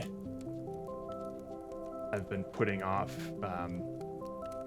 doing stuff like this for a long time, just because the setup process just to get one small thing working can sometimes just be so monumental. This new at input least system for me. has been around for a while now, a couple years, but it's not immediately obvious how you access it. I mean, I have the 2020.3 version of Unity installed, and it's still not included in default settings. So here's the script where we're getting X and Y inputs, and then we're basically just moving our visual body in those directions. But I want to focus on these two lines here, where we say input.get axis, horizontal and vertical. This is the old input system. And we're passing the string of horizontal and vertical. And if we go to our project settings in the editor and input manager, we can expand this axis here, and you'll see horizontal and vertical inputs here. If we expand horizontal, you see it has AD, left and right, and vertical is WS, and then keys. So this is how it's done before. You would configure these axes, you would give it a name, and you have to use these strings verbatim. If you spelled it wrong or use capital wrong, well, you're screwed. And if you're new, this would be annoying.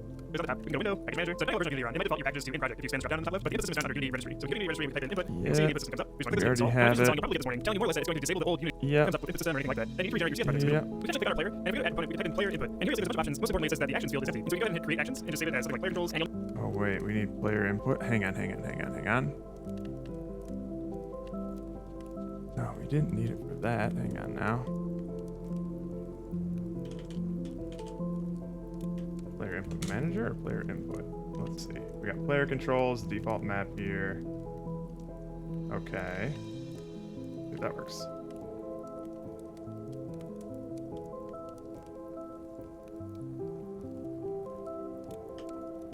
Alright, that's still not detecting anything. Alright, what else are we doing?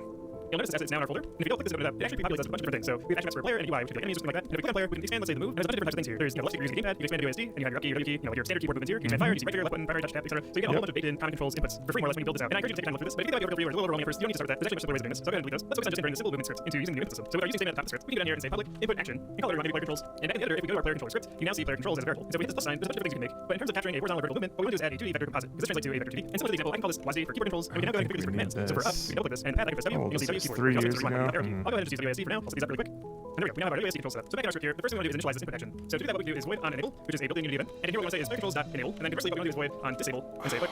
Enable? Is that what I'm missing? Hang on.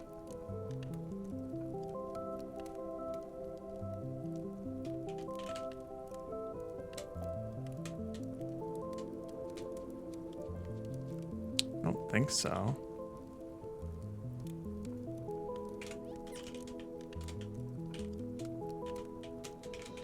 Really? No. No. I don't think I'm calling enable on it in this project. Oh shit. I absolutely am. That's what I was missing.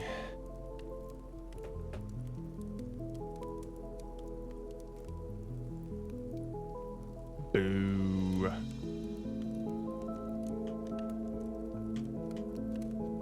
Even though, oh, hey, it's calling shit now. Excellent. Look at that.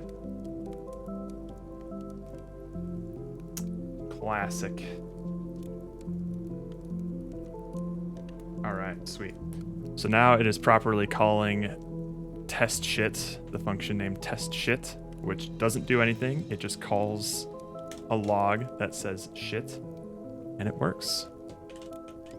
So now let's actually move player horizontal. I'm probably going to be redoing all of this off stream, but as long as I have something to look at to say, oh, that's ass, let's fix it. It's so much easier for me to like work on it, honestly. Making new stuff and learning new stuff simultaneously can be so draining that I just need a tiny little win. Just one small win, please, Daddy.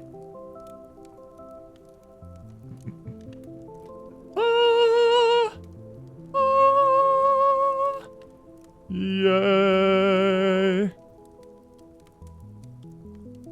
Awesome. So if I were to... Okay. Gotcha. Good job, Jared, you did it. I did it. So I don't know. I wonder actually what happens in Celeste when I do this. If I'm moving left... Ah, okay. So right now in my game, if I'm moving left with the analog stick and then hit right on the D-pad, it overwrites moving left. And then if I don't do anything with the left stick and then I just let go of right, I'll keep moving right. So that's going to be a little bit tricky because for me right now... Ah! Oh, I understand, Gorley. I know how you operate. So right now, if I hold left here and then I press right on the D-pad, it stops. And then if I let go of right on the D-pad, I don't move anymore because it's basically updated the... what's happening basically is if I'm holding down a button, it sets the direction to -1, which is left. If I let go of the button, it sets the movement vector to just 0. It just stops them. So what's happening is I'm setting the movement vector to -1, 0, 0. And then when I press right, it adds 1 to it. So it basically sets it to 0, 0, 0. And then if I let go of either of these, it just stops the player outright. And it only detects an input when I'm moving left on the moment that I press the button. It doesn't detect a hold there. Let me just double check if that's the case. Move. Direction. So it doesn't look like there's like a, at least to my knowledge, a hold detection.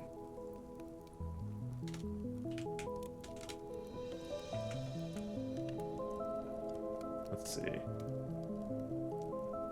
Just go through the interactions. Oh, is pressed. Oh, that's a bool though. Okay. There's maybe some ways that we can do it. Okay.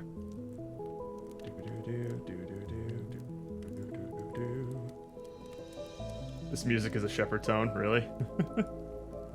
I haven't been paying too much attention. It sounds like it's constantly the same pitch for me.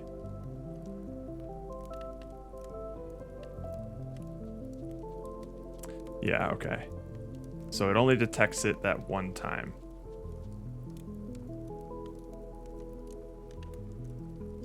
Gotcha. All right. But it's doing something, which is nice.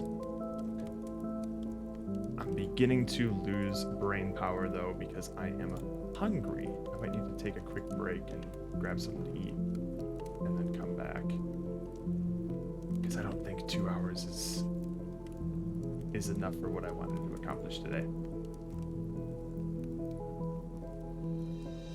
Are you aware of what a shepherd tone is, Rook? It's kind of a neat effect.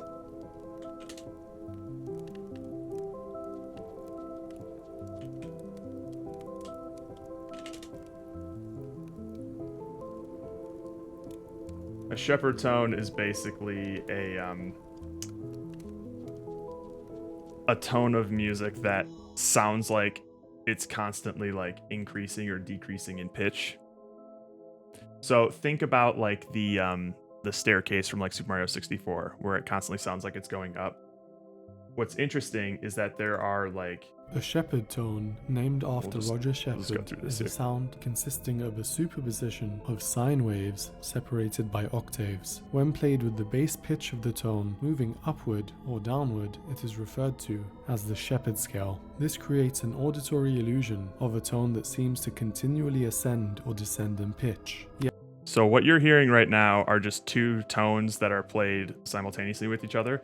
So it sounds like it's constantly going up, but it's just the same The bass pitch of the pitch. tone moving else always comes to an end. The shepherd tone may be the one thing that truly doesn't stop.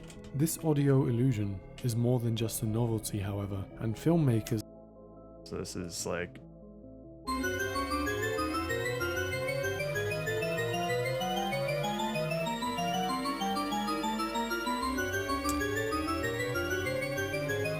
to my knowledge, these notes aren't actually going up. Yeah, like the auditory version of a barber pole.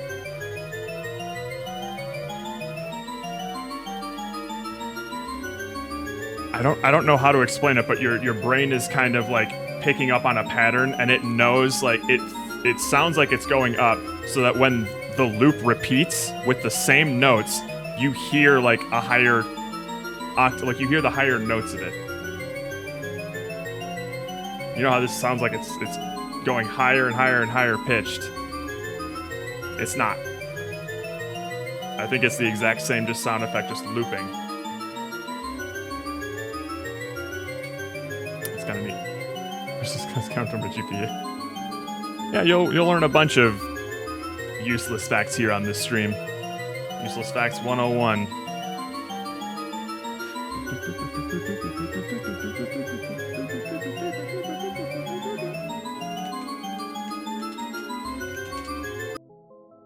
And very strong opinions about Silent Hill. Okay, so listen to this.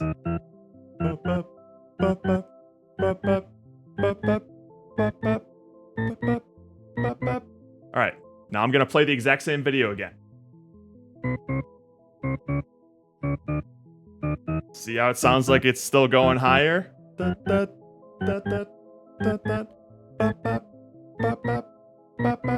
Alright, let's play it again. Isn't that fucking weird? It's so bizarre.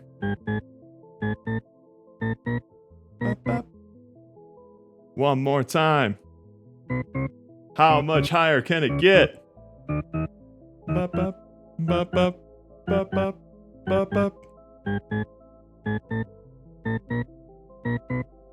Yeah, so there's the shepherd stone for you.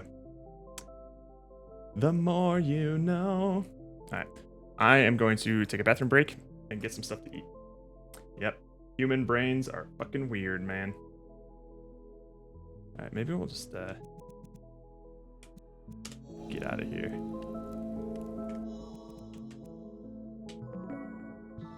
Add a little bit bit more variety to the soundtrack, okay?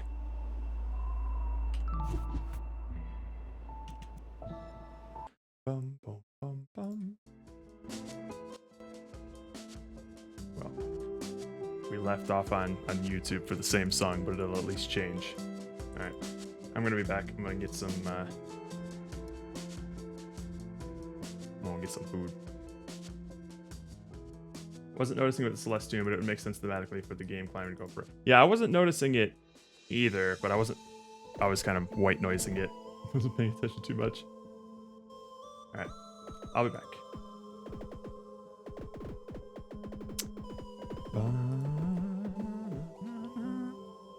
Get them points.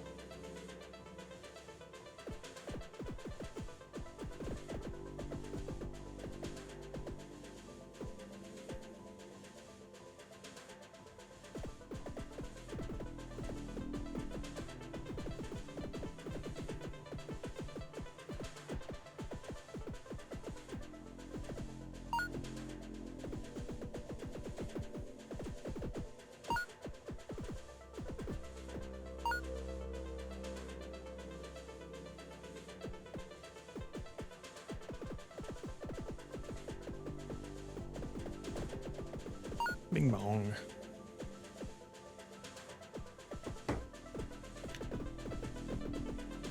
Oh, we back.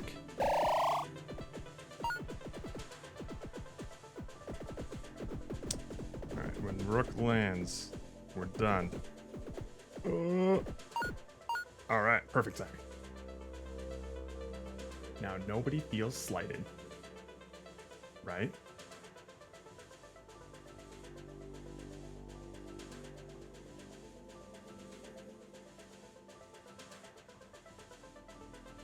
I didn't die, I was just getting dinner.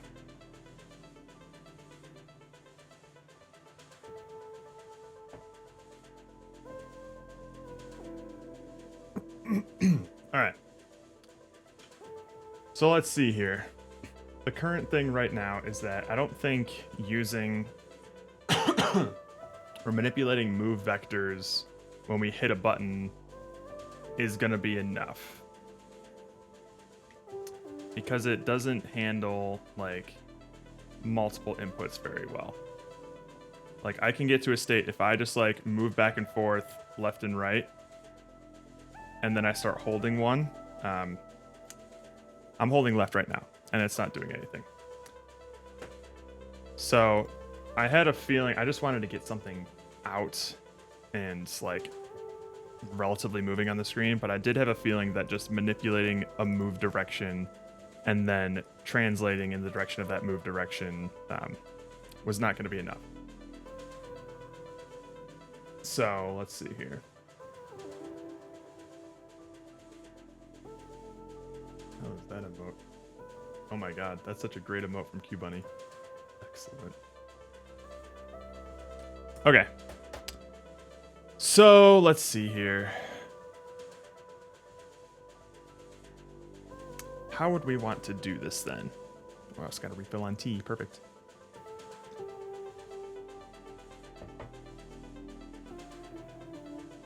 Let's see if I can input action. Let's see what the API looks like for input actions.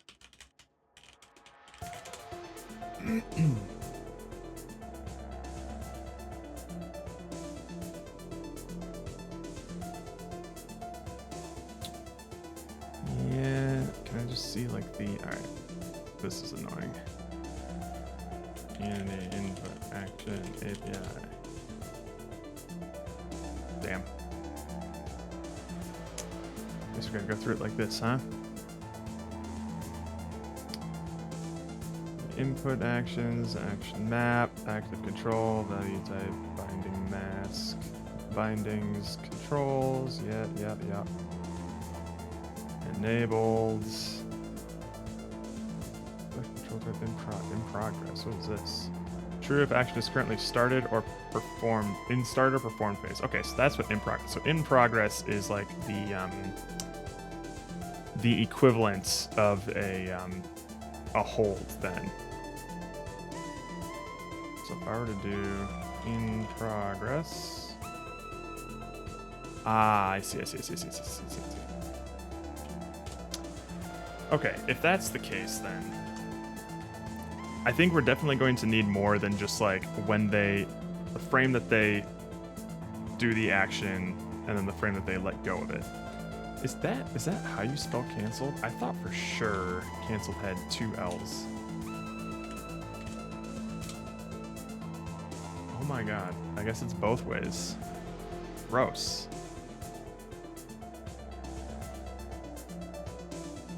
The version with one L is more common in American English. Wait, American English? That's stupid. Because we're still using mono behavior with an OU. Damn it, Unity. Get your shit together. We can't be mixing the Englishes together. Okay, so this should be more like a an in progress sort of thing instead of a performed or canceled. Performed and canceled should be more for like jumps and things like that. Something where like, well, maybe it'll be good for initiating a jump, but then we'd have to call in progress as well, or check in progress as well to see if they're still holding it, and then we'll fall down essentially. So what we should do is we won't like enable these things, but what we'll do instead, line updates. If player controls stuff player map move left in progress is true, then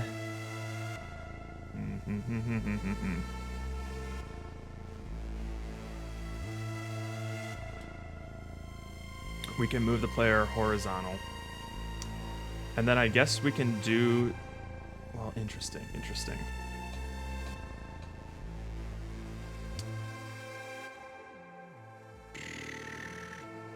Because what we want to do is we want them to be able to move in basically both directions. If they're holding left the analog stick and then press right, they should move right.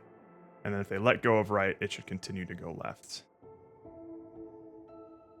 So it's got to be like a holding thing. Let me think here.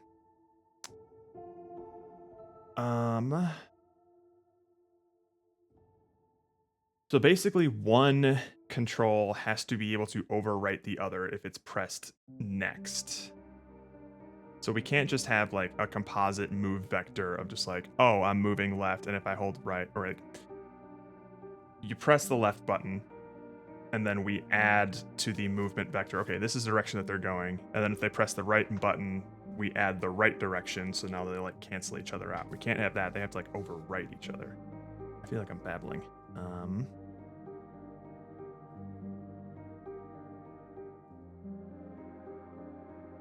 Okay, so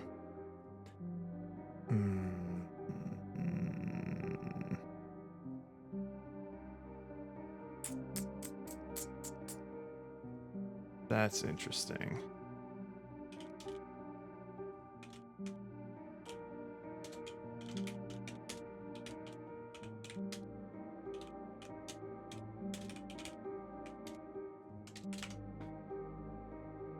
Let's see here.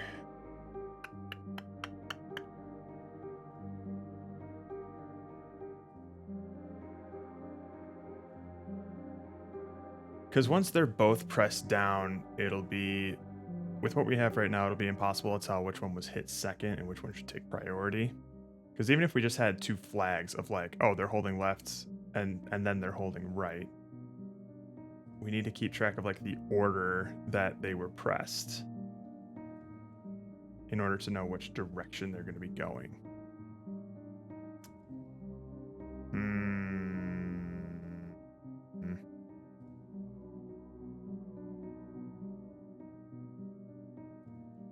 That's tricky.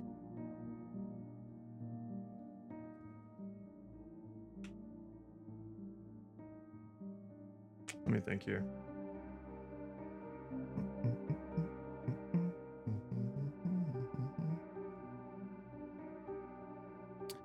I can't think of anything other, like my immediate thought is to just queue them. And then when you let go of it, it unqueues them. So let's, well, not unqueues, but because it can't be a queue, they have to like,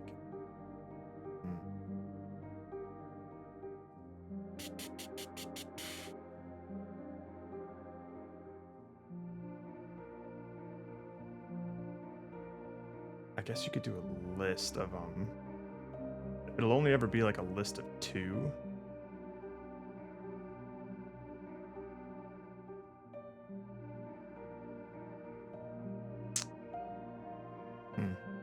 Let's see. This seems stupid, but I just want to see if it works.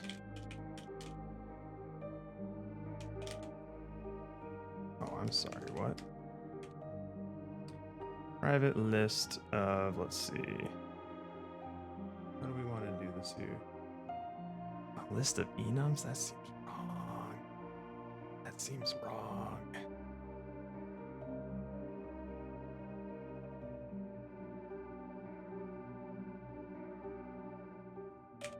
Maybe we'll do a list of ints or something. Direction, what would you call this? Buffer?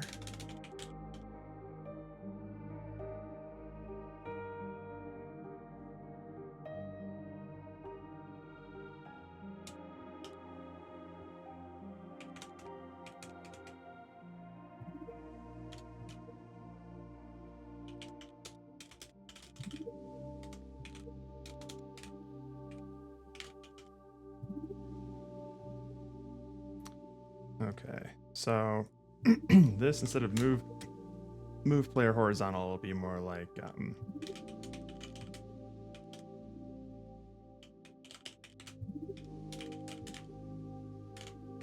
update the move direction buffer. This seems really over-engineered. I'm definitely gonna have to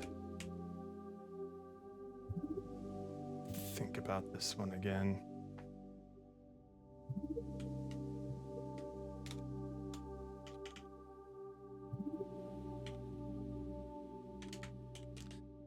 This can't be right.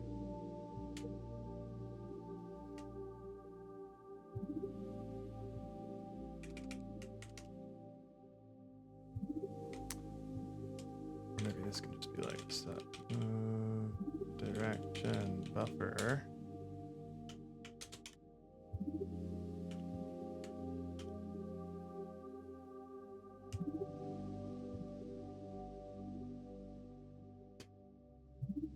I unfortunately cannot picture that rhythm. I was not a High School Musical lad. It was like just after my time when I would watch movies like that. I think my sister got super into High School Musical, but I was just on the. That was around the age when that stuff came out. That was around the age that I was already getting like hardcore into anime. So I had already chosen my path, for better or for worse.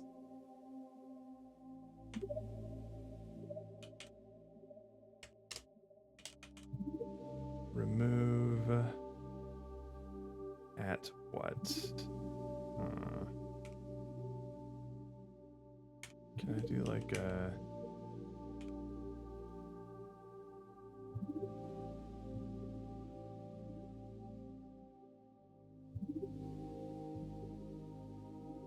Is it just that?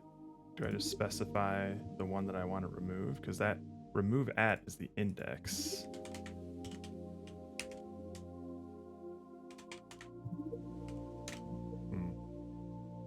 Is it Celeste yet? No, not even close. We have a barely functioning thing that moves left and right when I hit the arrows. That's what we have right now. Okay.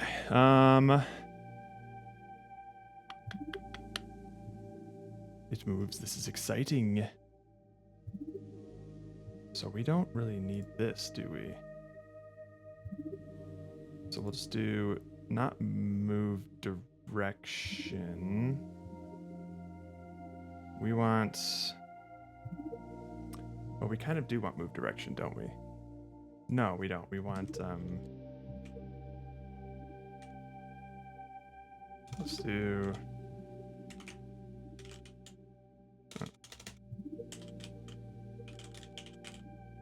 I don't think we want to be creating a move vector here every time. Let's just do this.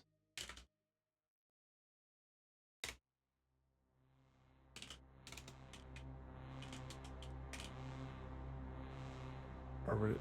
Yeah, hang on. This dot move vector going to be equal to vector 3.1. Is it 1? No. Right, I guess. Times move direction buffer at what?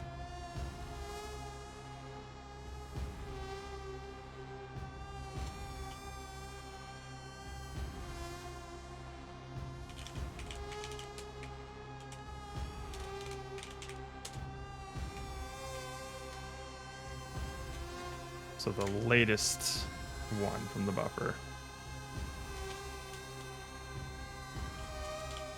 So move vector, and then you multiply it by move speed, time to fix up time. Okay. We don't need this anymore. We don't need this anymore. Do. And I guess what we can do... Move direction buffer, add. If we just add 0 to this, that'll theoretically always be there, I think. Fuck it, let's see what happens.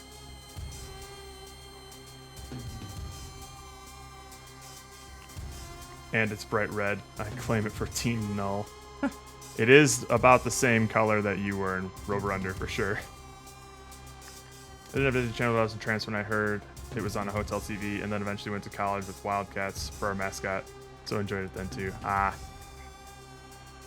Yeah, I never really watched much Disney Channel, period. I was more, I guess, of a Cartoon Network or like Nickelodeon kind of guy. Hey, hey, hey.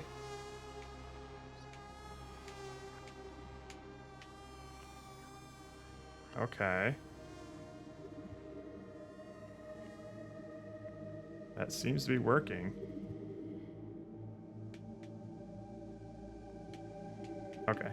And now I've broken it. Okay. Cool. Let's see here.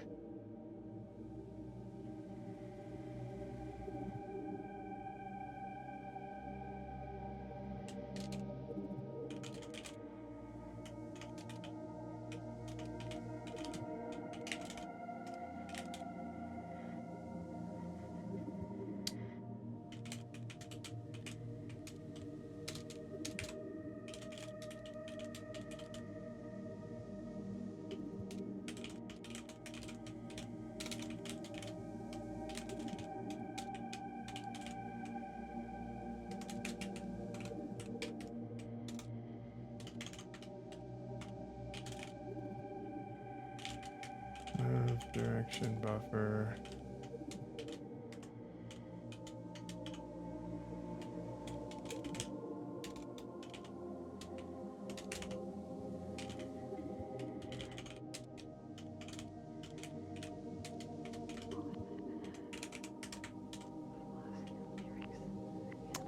Oops.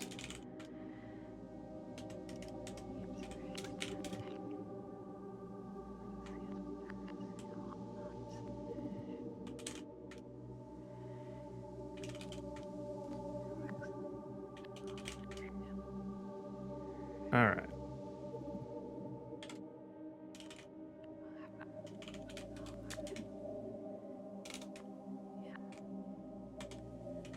I think we were getting a little too fast and loose with our inputs there.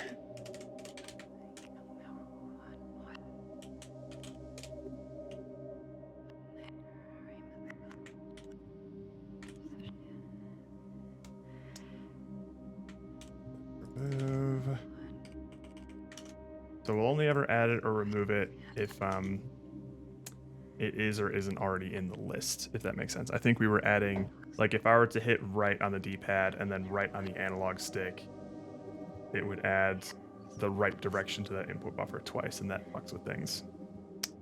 Okay.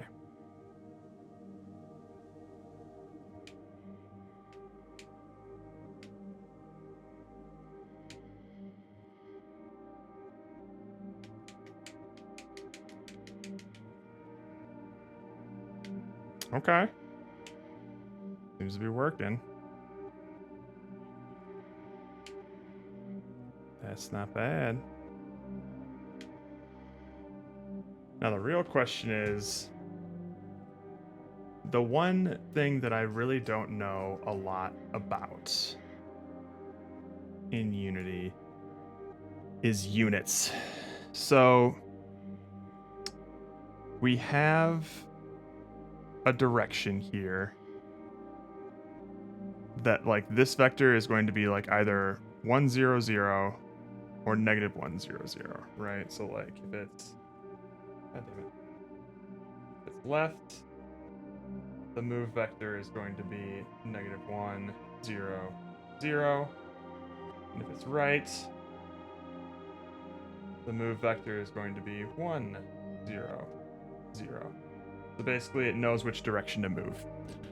From there, we have the move speed, which for now is just set to 1.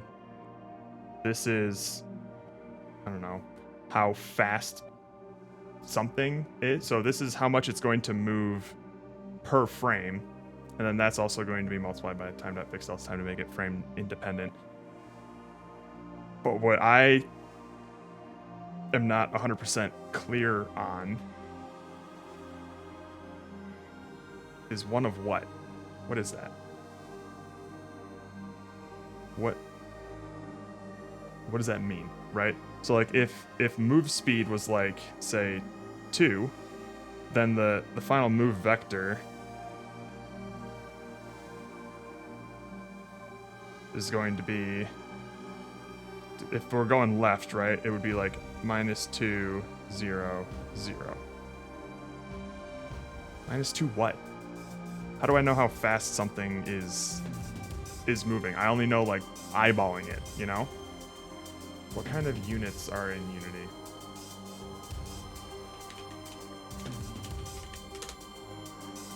One meter. Units in Unity are 1 unit equals 1 meter.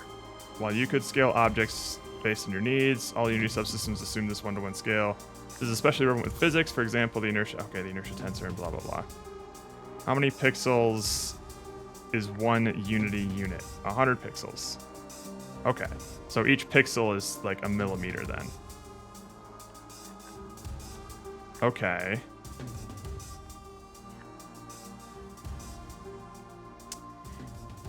So that would basically mean that this would move 2 millimeters to the left per frame. Right?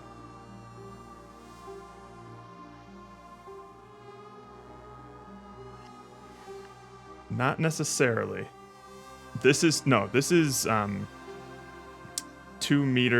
millimeters per second, I think. And then when we multiply it by time.fixed delta time, then that gives us like our per frame movement. So this is how much it's going to move for the 1 frame that it's generated. Is this right?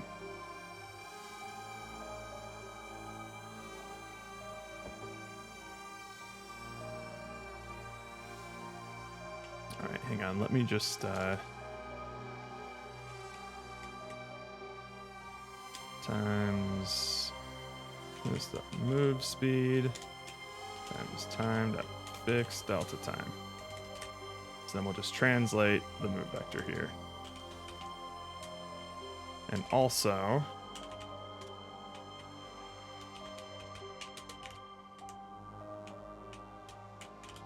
we'll print it out just to see what it looks like.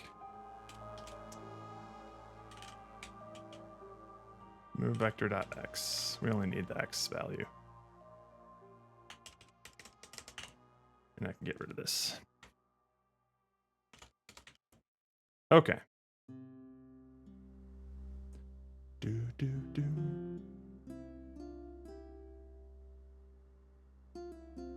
So right now the speed is set to 1. Yeah. Okay. This makes sense. So now the speed is set to relatively 0.02, which is the refresh rate of fixed update. It basically runs every 0.02 seconds. That makes sense. So that means hang on. 0.02 is how much it's moving per frame. So if this is running at 50 frames per second, that would mean calculator 50 times 0.02. It's moving 1. Hang on. It's definitely moving more than 1 pixel per second. Is it moving 1? I think it's moving 1 meter per second.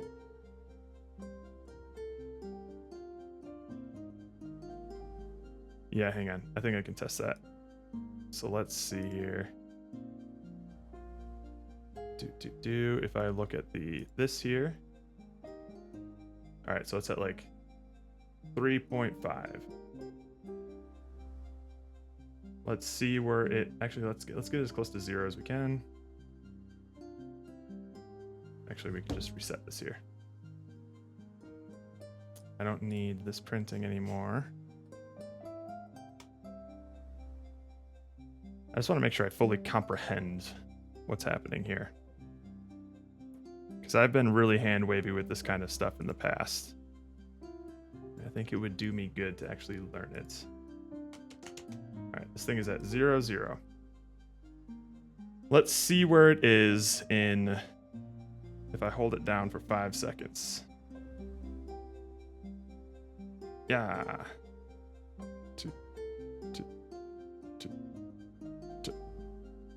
Yep, okay. So at 5 seconds and 5.12 seconds, I am at like 5.13, 5.14. Given human error, that basically means it's moving 1 meter per second. Okay, so that's what speed is.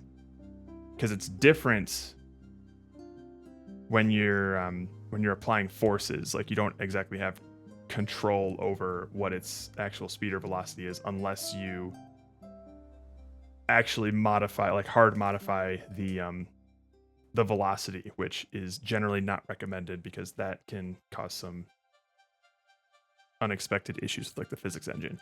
Or so I have been told. What's going to be difficult is comparing that to Celeste.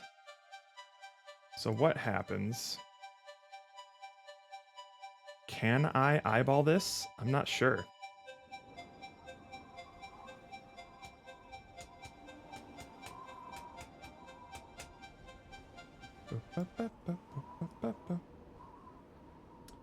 How would I eyeball this? I could basically, because I don't know what units something like Celeste uses, right?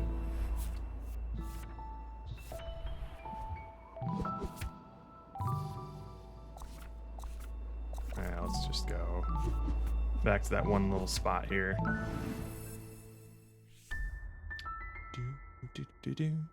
You know what I could do? Let's try this. This might be a real janky way to do it.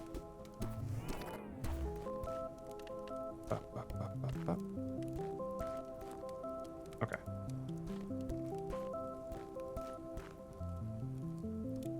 Doesn't have a... You want me to pull up my Switch version right now, Roka? I'll show you all the strawberries. Alright. Let's see here. We're fucking timing it. So it gets there at about a second. Let me try that again.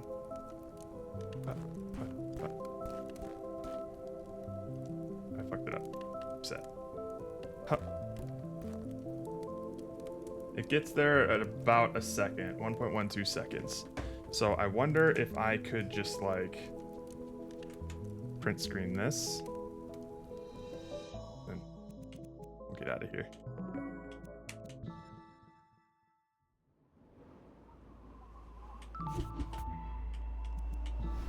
No, back. Exit. Never played Celeste. Get it, man. Get it. So good.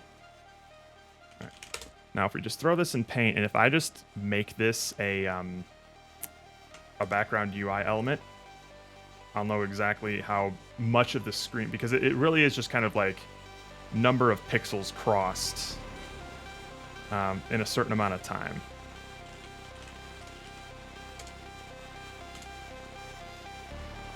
So now if I were to bring this up, and let's see, how would I want to put this in here?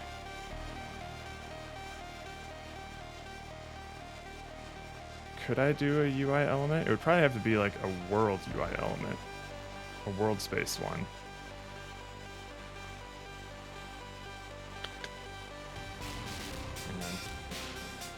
Display game objects on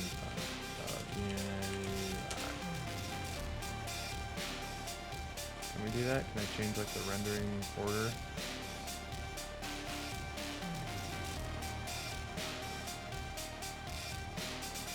Sprite renders draw according to the sorting layer. Oh, I see. Okay, so I think I can do something like this, where it's just like a panel. Folder UI, I guess. Import.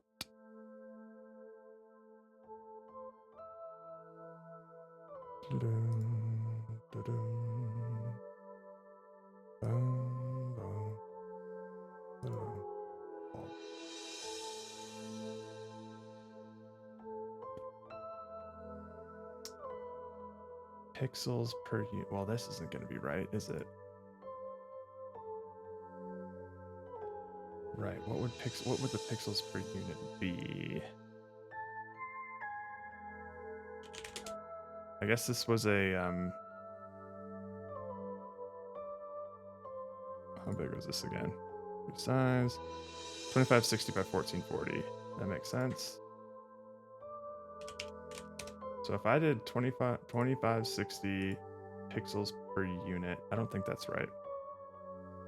Let's see.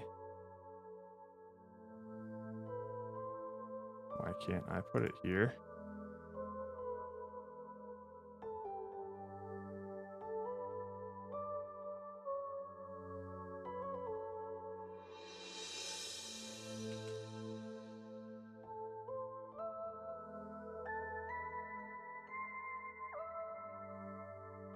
Why isn't it recognizing this? It's a sprite, 2D UI. Oh, we gotta install a 2D sprite package. Okay.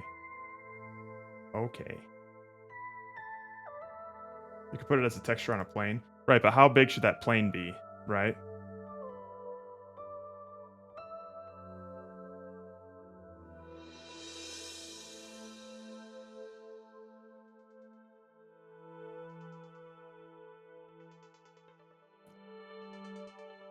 I guess I could stretch it to be... What's the goal here? I want to see how fast the Celeste character is. I want to try and match its velocity as close as possible. And what I'm doing is I know that I cover this specific distance in about 1.12 seconds. So I'm going to be just eyeball adjusting the speed until I can cross this amount of distance in game, if that makes sense. Because I don't know what other way to do it currently. Let's see what a plane kind of looks like though. Because I am just very ignorant when it comes to units in game engines. I kind of just eyeball everything, and I don't really know what to do with them. Yeah, I don't think a plane will work. It might, actually. Hang on. It might suit our needs for what we want.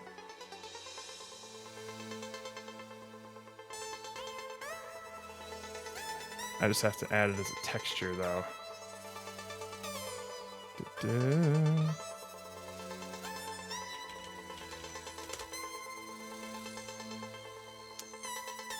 Universal render pipeline unlit.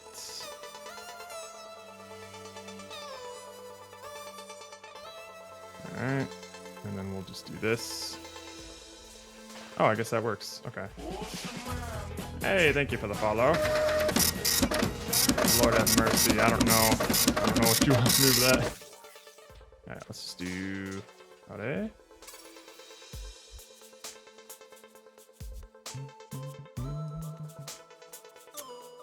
Like, hello, Hexthorn. Is that even an interesting print? I don't even know. No, that was such a lame print. I'm sorry, I could have moved around a lot more. Alright, let's see here. What if I were to just do like negative 90 versus 90? Nope. Alright. Pretty sure I can just like rotate it like, nope, not that way. I can't rotate it like this? Why not?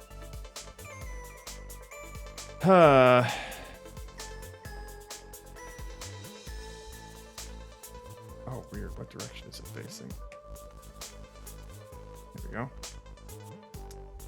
90, 180. Am I stupid? I am stupid. Alright, cool. Thank you, Broke Up. My brain's kind of farting currently. Alright, now we can get rid of the stupid floor because we're not using it yet. Gravity's not even here. We'll take the player. I wonder. Hang on.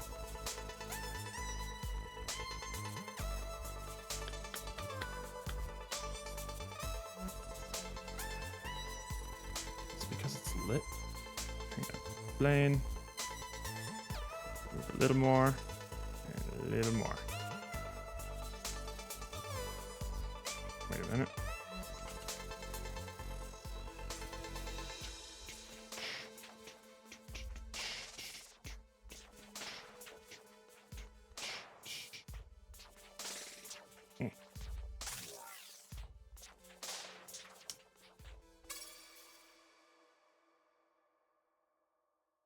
I'd say I'll scale the image till Celeste is about as big as your player, and then adjust your speed values.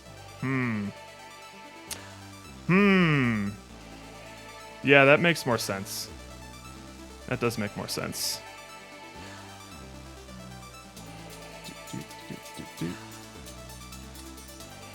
How about we just change our little player character here?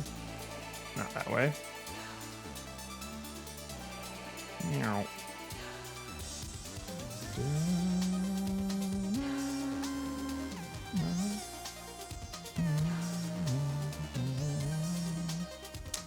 What am I doing here? What am I doing? What am I doing? Which one am I scaling to which? I need to decide that. I mean, I guess that is about the same height. I just, you know, I'll just scale the player. Fuck it. Not this way. This way. That seems good. That seems decent. Okay. So we'll just put that there. I mean, it's not going to be an exact science. It's just going to be a close enough kind of thing. I feel like the units are fairly arbitrary. Like, you can just make your player one unit and base speed and gravity on that. Yeah, I know. I feel like I want to try and understand them a little bit better. I think it's just something in my head makes me feel kind of like an amateur for just like hand waving that kind of stuff. I don't know. I'm trying, like, another part of this whole dev tracing stuff is I'm trying to intentionally learn like specific facets of these sorts of like game engine things. There's a lot of like hand wavy things that I kind of just assume in Unity, and I'm kind of embarrassed about the things that I don't know despite using this engine for like 10 plus years. So, trying to fix that. Okay. Do. Boink. So obviously that's super slow. Can I change it here? All right. Change it to like 5. Yeah, that's not bad. Let's time it. It's actually a little bit faster than it should be. That's actually pretty close though. Let's try 4.5 real quick.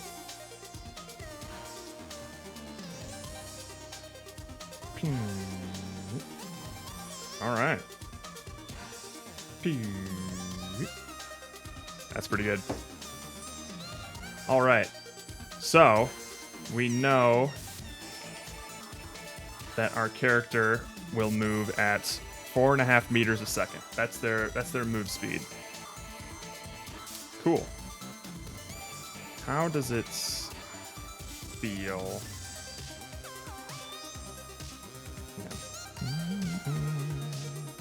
Turn off this plane. Did it look jittery? I couldn't tell. Because I'm fairly certain that translate's going to be the way to go for this platformer. Yeah, save it. Fuck it. Okay, yeah, it looks fairly smooth. What's that null ref? What are you? Oh, it's just the input system. Okay. Yeah, autosave. Fuck it.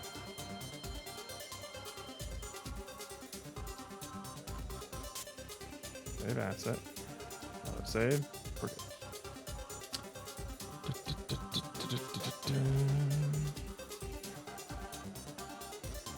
Okay. That's looking pretty decent.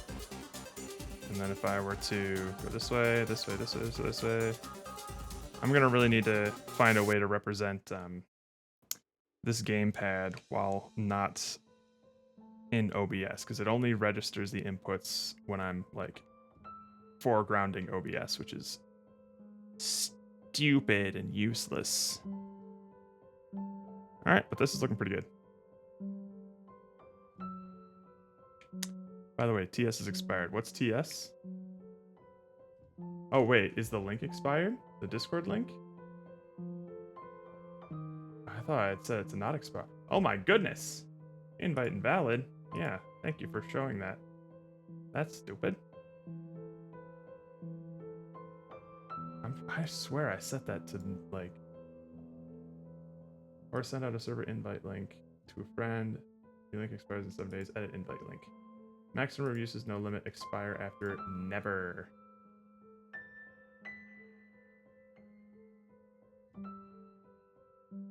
Wow. Odd. I have no idea how long that's been like that. Thank you very much, Hexthorn. Do. Hit it. I know. Didn't use that button. Let me copy. What the fuck? Why? This is stupid. Wait, hang on.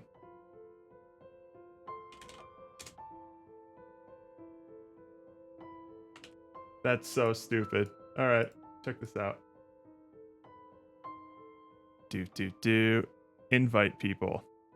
Edit invite link. Never. No limit. Generate new link. It says hidden. Use copy button. All right. Copy. Sweet. And then when I post what that invite link is, like say a notepad, I copied hidden. Use copy button. It copies this text instead of the actual link itself. Oh my god. Come on now.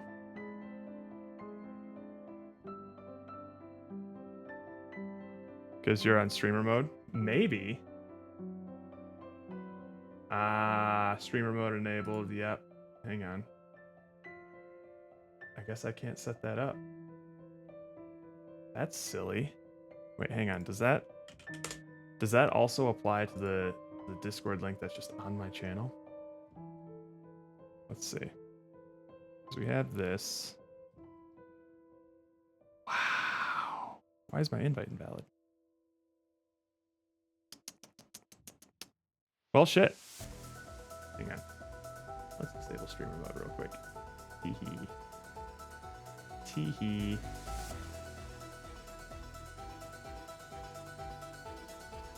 Invite.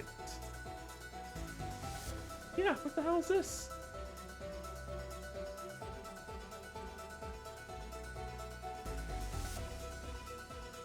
It's, yeah, it has no expiration date.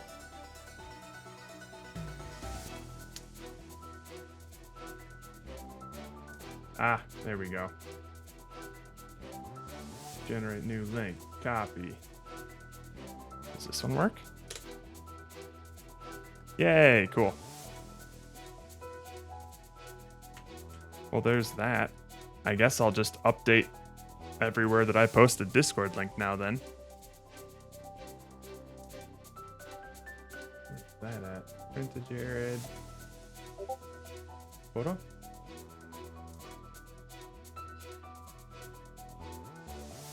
Boink. I have no idea why that might have happened.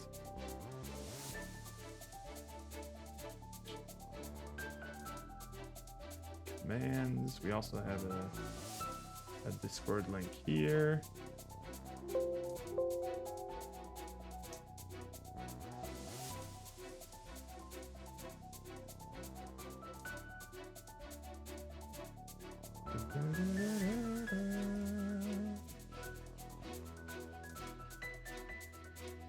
My goodness.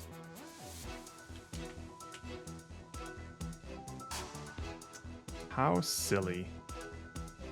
Alright, let's see here. Surely we can edit this stuff, right? Edit panels. there's a Discord one here somewhere. Socials. Yeah. Boink. Submit. I don't know how to. Oh, it's in the stream manager stuff.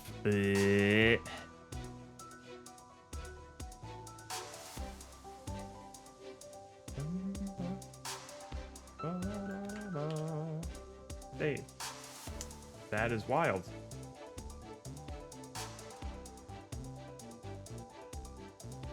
Well, welcome, Hexthorn. I also still need to like update the invite process so that people are automatically assigned a role. But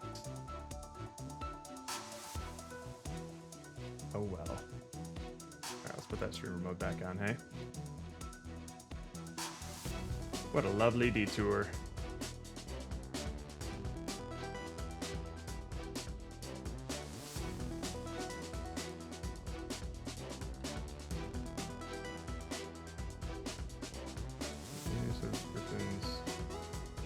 And now I need to look up how to enable streamer mode because I don't know where that setting is.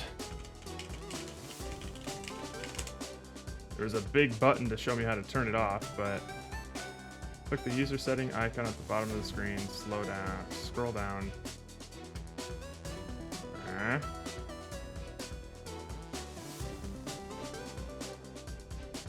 What are you talking about?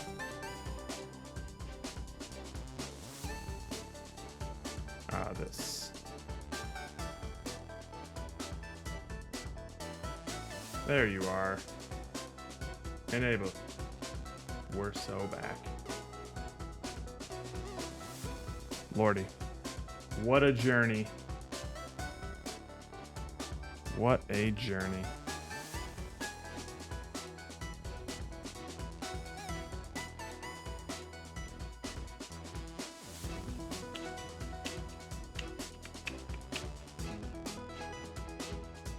Yeah, no worries, Hexthorn. Always welcome. Alright, cool.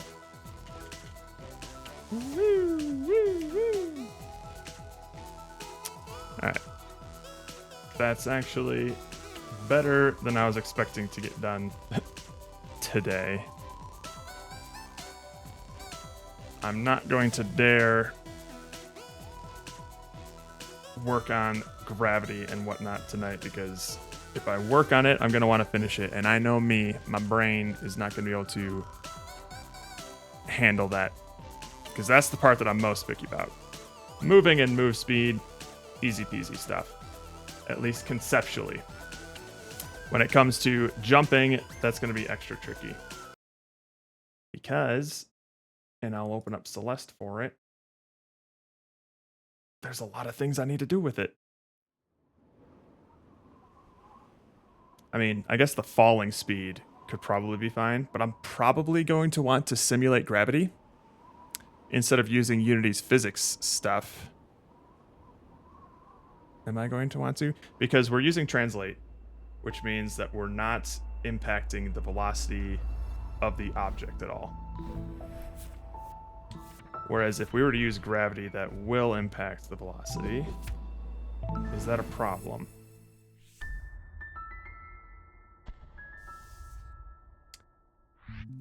So, it's going to be more than just like vertical movement. I mean, the easy thing to have first is just going to be like fall speed. That is theoretically easy. Hang on, let me find a good place to fall here. This place has a lot of vertical spots. Let's go down here. This way. Yes. Or actually, you know what? We can go up even higher. Like this. Oh, no, let's... Ideally, it'll all be on, like, one screen. Like, But the thing about falling, at least in Celeste, is it's kind of neat. You can fall faster if you hold down. And I'd kind of like to emulate that as well. So you can increase the speed that you fall if you hold down on the analog stick, which is neat. I don't think we'll get that complex yet. We'll just get the typical just velocity for it. Like how much actually, you know, that's interesting. Yeah, we're definitely not using gravity because our fall doesn't accelerate. It's just a flat value down. We don't speed up as we go. And that's, I guess that just more proves my point in the fact that like we're not dealing with a physics engine here. This is pure translational values. That makes things a lot easier. Okay. Nice. That's actually very comforting. So what I'm probably going to be doing off stream is I don't like how I'm building this right now, where like we have the player controller and like all of the movement is inside the player controller. What I'm going to want to do is I'm going to repurpose some stuff that I've done from school and turn this character controller into like a state machine.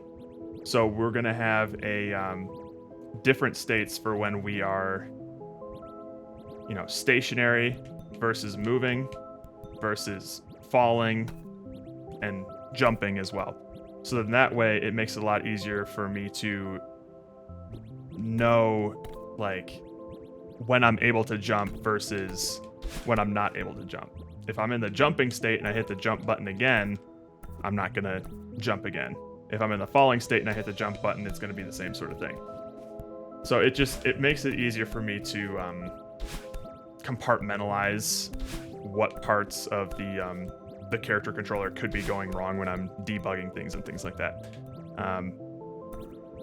So yeah, I'll probably refactor some stuff and organize it in a way where like I can compartmentalize each of these little aspects of the character controller into their own state for a kind of state machine. That's gonna take just some really boring planning and writing some things out and then refactoring some code. So I'll probably do that off stream, and then I'll probably get started next time I do this on the falling aspect of it. So just getting the falling to work. Another thing that's gonna need to happen around that same time.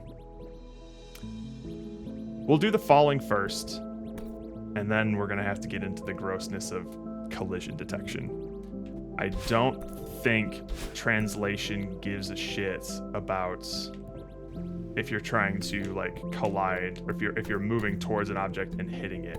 I'm pretty sure that's one of those things where it'll just like move right through it. No, if they're colliders, it'll stop. But I also just have to make sure that it doesn't get like stuck in there when I'm trying to like hold it, you know? Like I should get into a state like this where it should be its own state of just like blocked or something. So I know to like turn on an animation or something like this, or I just know that like the player should stop moving. And this is a different stop moving than just stationary. It seems like that'll be important to sort of distinguish, because I can also hit that sort of stopping sort of state like that, right? Like stopping in midair and stopping like this should have the same effect on horizontal velocity. One of the things that I've definitely struggled with when it comes to making a 2D character controller is this aspect here, where I just slide off the wall, even though I'm still like moving towards it. A rookie thing that tends to happen with a lot of people making these sorts of 2D character controllers is that they'll kind of just like, I mean, this is just for demonstration purposes, like they'll jump on a wall and it'll be like that.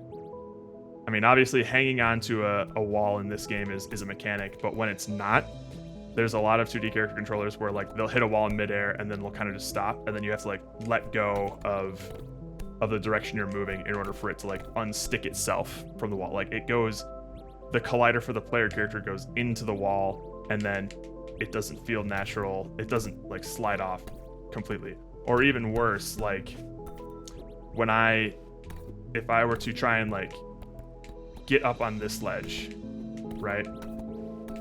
You can kind of see Madeline just, you know, she hits the corner and goes like right above it. She like slides up off of it. A lot of poorly made 2D character controllers, like they'll hit that corner and then it just immediately halts all horizontal velocity. So then worst case scenario, they get stuck on that corner, kind of like this, but a little bit lower.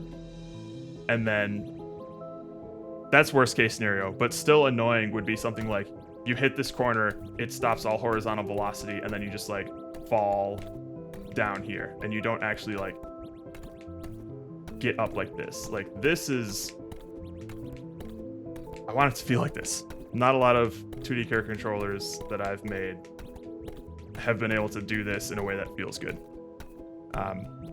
So when I say that's usually like a rookie mistake that like I see in 2D character controllers, I'm talking about myself. I am a rookie in my opinion when it comes to these sort of 2D character controllers. There's so many things that go into it that make it feel good that I just have not dedicated the time to learn how they work, or even some things that like I don't. Maybe there's also some like things that make it feel nice that I'm overlooking as well. So that's why I'm trying to be as like anal as possible about emulating this as close as I can, so that I can really understand why I enjoy this control scheme so much. Why like it's one of my favorite games of all time. You know, like it feels really, really good to play. Everything is reacting the way that I feel like it should be reacting. And I've never been able to build something that feels this slick.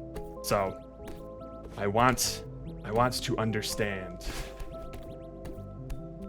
So that's going to be the whole goal of this series. Today was definitely an extra boring day because I'm just trying to figure out the absolute basics of getting a character to move around on the screen. But hopefully this will get more and more interesting as I progress. Seems like it's maybe giving you a little upward boost right as you hit the edge. It probably is, because I noticed the same thing happens if I just hold up here. It moves me up around the corner and like on top of it. So it's giving me like a little bit of an upward boost, and it seems like a horizontal boost as well. I'm curious if that's what's happening here. Oh yeah, yeah, it might be. It might be giving me like a little extra vertical boost. It probably gives me a little extra horizontal when I'm doing the climbing. But when it comes to this, it's probably doing a little extra horizontal stuff. For sure, yeah. All right, well, how about let's just round this out by just with a little bit of Celeste here. Let's cool off. Can I even? Hang it. There we go. Yay! A little bit of a de-stressor here. Damn it.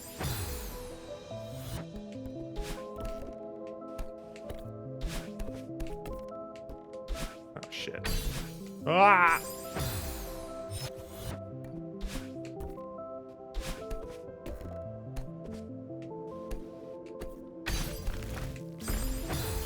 Shit. Oh, I shouldn't have done that. We'll just finish this little chapter here. Oh, I didn't even find the B-sides on the first level. That's silly.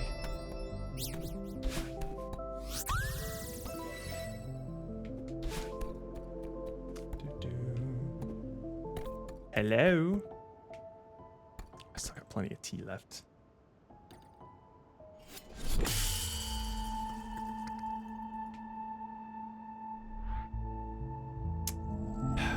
I don't think we're gonna get like so plagiaristic where like I'm gonna be emulating all of the mechanics of Celeste. The important thing for me is that I want to get the character movement feeling right. Maybe that also includes this little dash. That one might be gravy. I just want basic, nice feeling character controller. Like another thing that's gonna be, this is what I'm really worried about. After we get collision detection working and just general falling speed, just this nice little jump where like I don't have to jump at max velocity every single time. If I let go of the jump at any single point, like I should be able to start descending without it feeling super wonky. Basically the same way that like Super Mario works. Also a little jump buffering here that makes it really easy for me to just like hopscotch around. It just feels good and responsive, man. I like it. Look at that.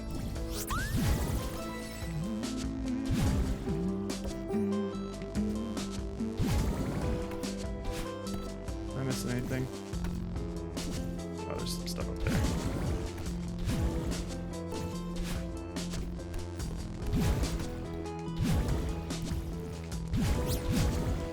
Gimme.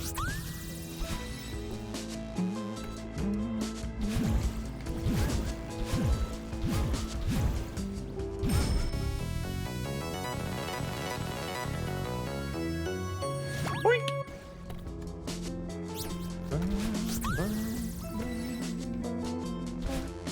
Is there anything down here?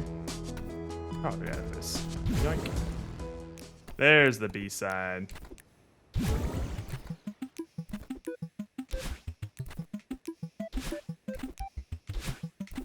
Whoop.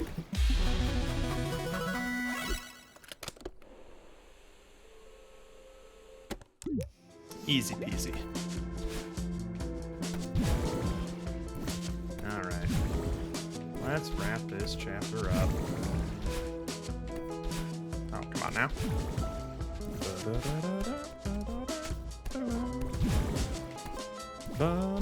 Wait a minute. Have I gone over here? I have not.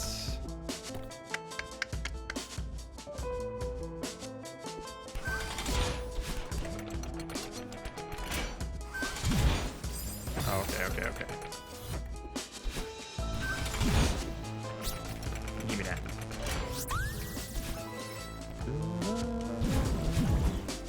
Oh shit. Oh. Nailed it.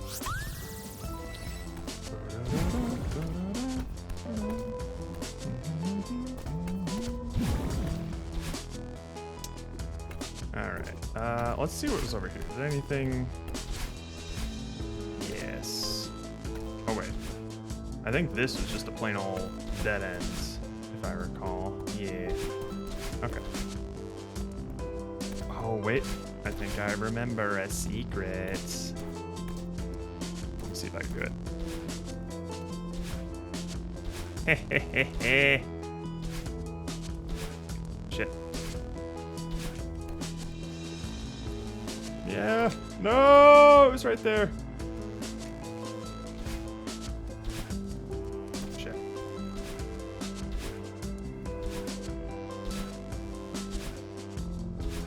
Ugh. That's not a platform. Fuck.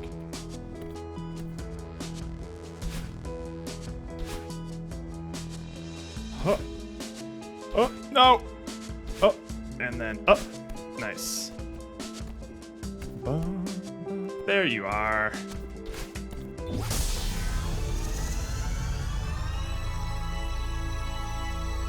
There's someone remaking it, Celeste for NES, and they've already done the main path of Chapter 1. That's crazy. I mean, huh. Yeah, I mean, there's not that much, like, programmatically complex. Well, I mean, as far as what the NES is capable of, that would lead me to believe that it's impossible. That's kind of neat. Okay, so that's where we need to go.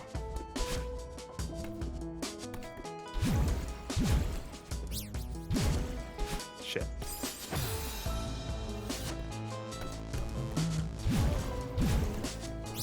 How long have they been working on it? Oh.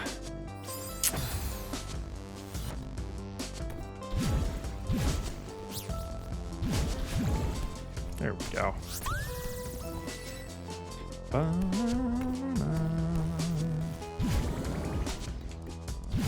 Shit. I really need to start using the D-pad. Analog's too finicky. Oh, no. Oh, shit. Silly me.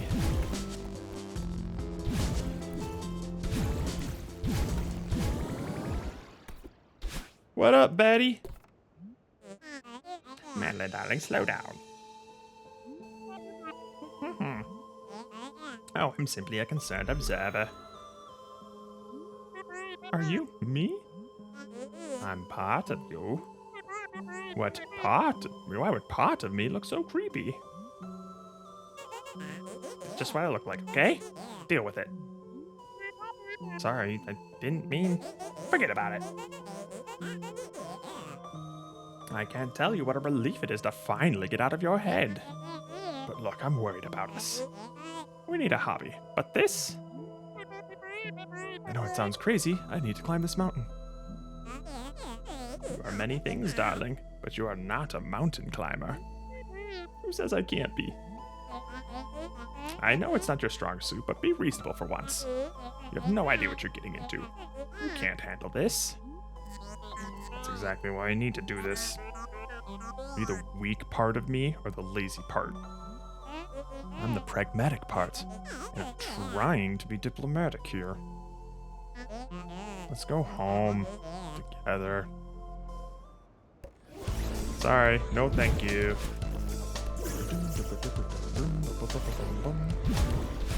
Shit. Oh!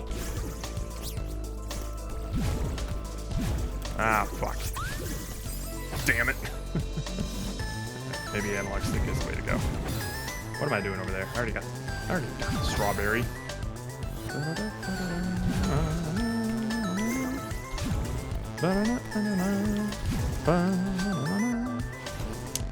I'm sorry? How do I? Huh? I don't know how to get that one. Wait a minute. How? Do I go like... I don't know how to get that strawberry. I totally forget. I guess we'll skip it.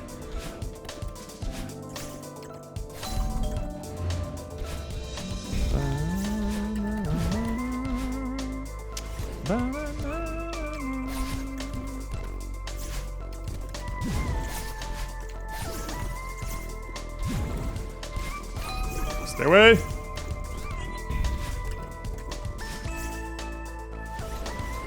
Oh dear Lord. Shit. All right. Zip. Wait a minute. Can I get up there? Oh, there was a strawberry down there, wasn't it? Okay.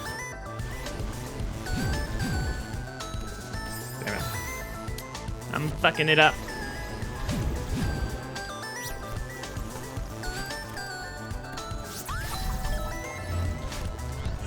Hehehehe.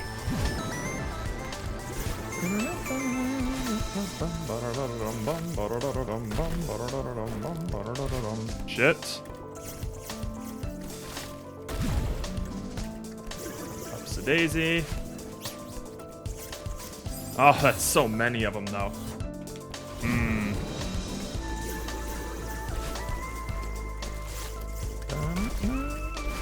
Shit, shouldn't have done that.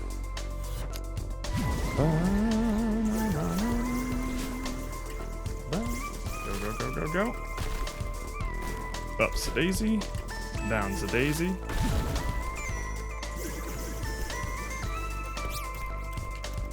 Oh, how do I... Maybe I gotta get it before they even start coming. Don't remember.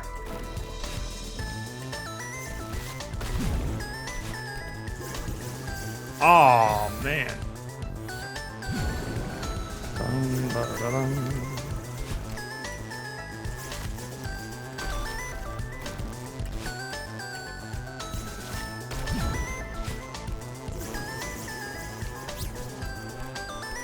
Oh, just had to let go. Alright, I think I got it.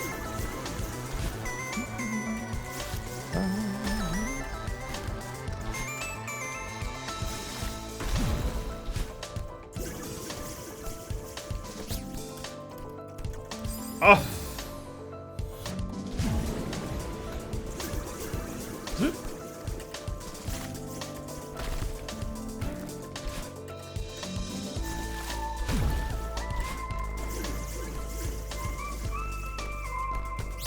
There we go. Oh, come on. Come on. Shit. Shit. Alright. We don't have to get the strawberry again. That's good.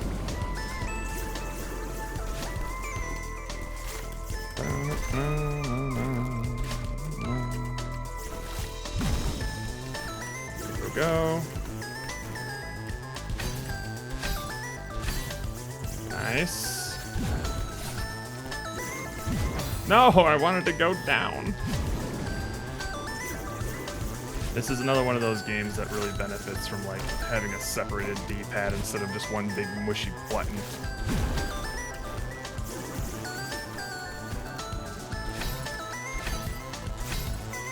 Alright.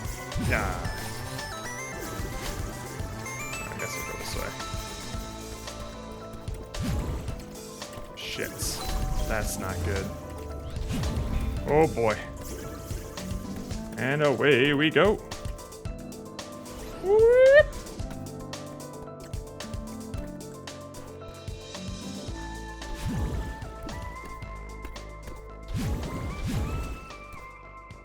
Boing. Wonder if there's anything up there. Nope. But there is definitely something up there. Ha ha ha ha.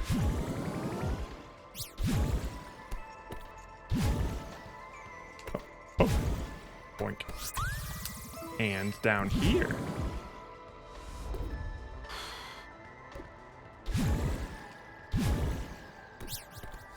Got him. Fuck. Good enough.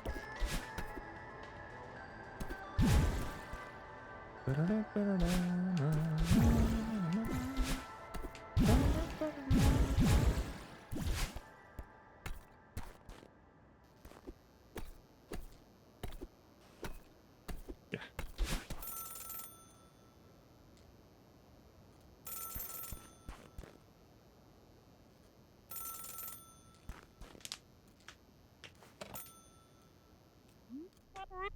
Hello? Madeline? Are you calling from a payphone? Yeah. No, wait, you called me. What are you talking about? Doesn't matter. I'm in trouble. I'm being chased by someone. I don't really understand what's going on, but I know I'm in danger. I can feel it. Madeline, you only call me when you're panicking in the middle of the night. You don't have to make up some ridiculous story just to get my attention. I'm not making it up. You always do this. Shh, it's all right. Just calm down. I'm sorry, sweetheart. Talk to me. I'm climbing Celeste Mountain. I found this old mirror and it shattered, but a part of me escaped and... I'm dreaming, aren't I? Madeline, of course you're dreaming. I haven't spoken to you in months. Why would I start now? Ugh, why am I even climbing this stupid mountain? I'm wondering the same thing. It's time to give up and go home.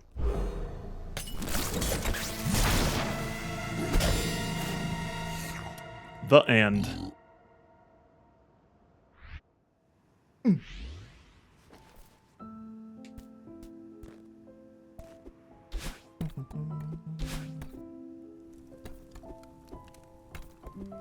Hey, yo, what up, Theo? Oh, you would have dodged that? Yeah. It's a rookie mistake, but it's actually optimal speedrunning strats to just get eaten by it. Yeah. Hey, Madeline, you made it. Climbing up here with stuff, totally worth it. Just look at these runes. I took so many great pics, wanna see? Oh, sure. Theo, these are great. Maybe I'll finally hit 1,000 followers with these. Oh, we need to formally commemorate this occasion. Take a selfie with me. I don't know if that's such a good idea right now. Come on, it's easy. Like this. Ka-chow.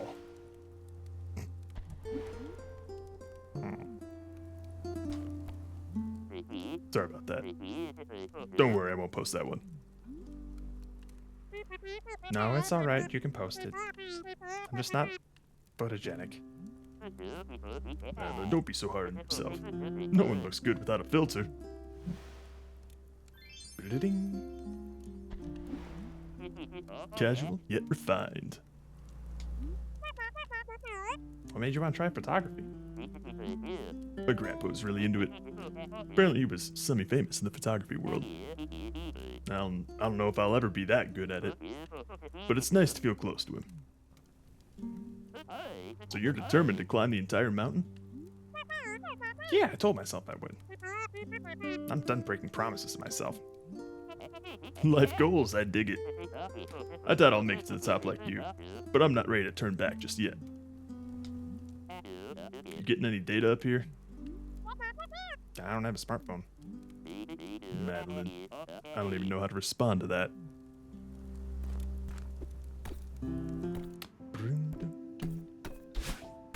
I think there's something over here.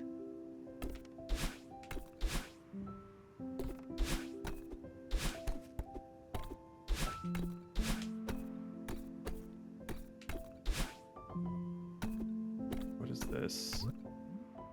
There's a dusty old book on the open table. A poem is written on the faded page. An apparition, not of this world, but because of it lurking out of frame. Awake, my heart is a fortress. In dreams, I am vulnerable.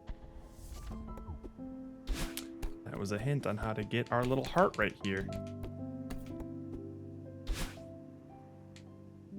We already got it. Bum, bum. That's another thing too. It doesn't look like our horizontal velocity is impacted by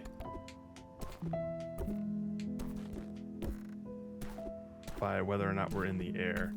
However, definitely our ability to turn around is impacted. So we're gonna have to take that into consideration as well. That's why I want to have like different states between like, oh, I know I'm moving horizontally on the ground versus I know I'm in the air, so now my left and right velocity should be different, you know? It's a lot easier to compartmentalize all of those different edge cases when you can tell exactly which state that they're in, so you don't need to check, oh, are they on the ground? Are they not on the ground? It's just, no, they're in the air state, so you can run the same logic and just have a completely different value set for it. Can I get up here? Sick.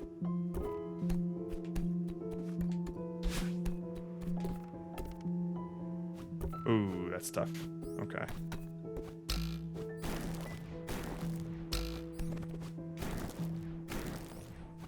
Just kidding, I'm a golden god.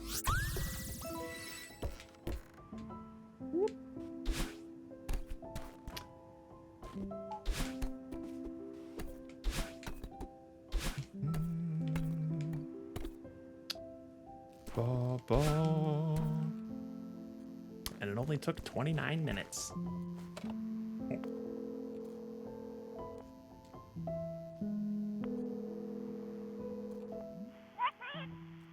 Hello? Hey, Mom. Madeline, what a nice surprise. How's your trip? It's okay, I'm just kind of overwhelmed. Oh no, are you having another panic attack? Focus on your breathing, honey, I'm here. What's going on?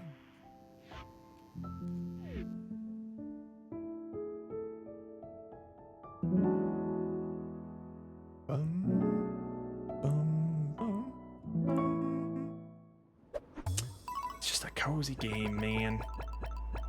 How many? Damn! Ow. We are not going to be tackling B-sides. Ain't no way. I'm not strong enough. All right, cool. That was a nice little cool down. And now, why don't we get up on out of here?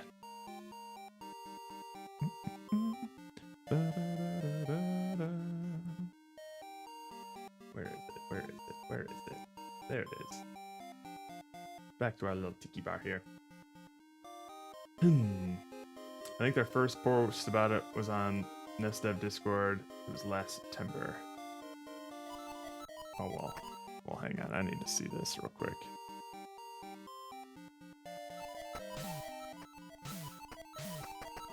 That's looking pretty good.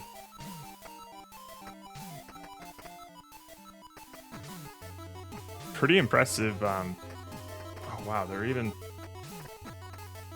replicating the soundtrack too. Well, that's not wrong, or that's not right. It's fine though. That strawberry is supposed to have wings. Oh, and those are supposed to crumble. Those winged strawberries are supposed to like fly off screen if you use your dash while it's flying around. This is looking really good. Oh, they got like the wave dashing too. Christ. Yeah, this is looking pretty fucking accurate. There's a lot of really tiny nuances to like the movement that it seems like they're nailing.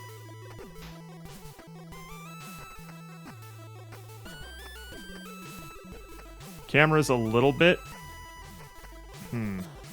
Is it? No, this seems.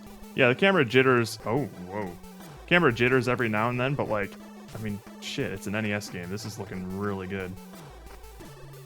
Whoa! Can't tell for sure if you're able to. Oh, okay, yeah. So you can't fit everything on the camera sometimes.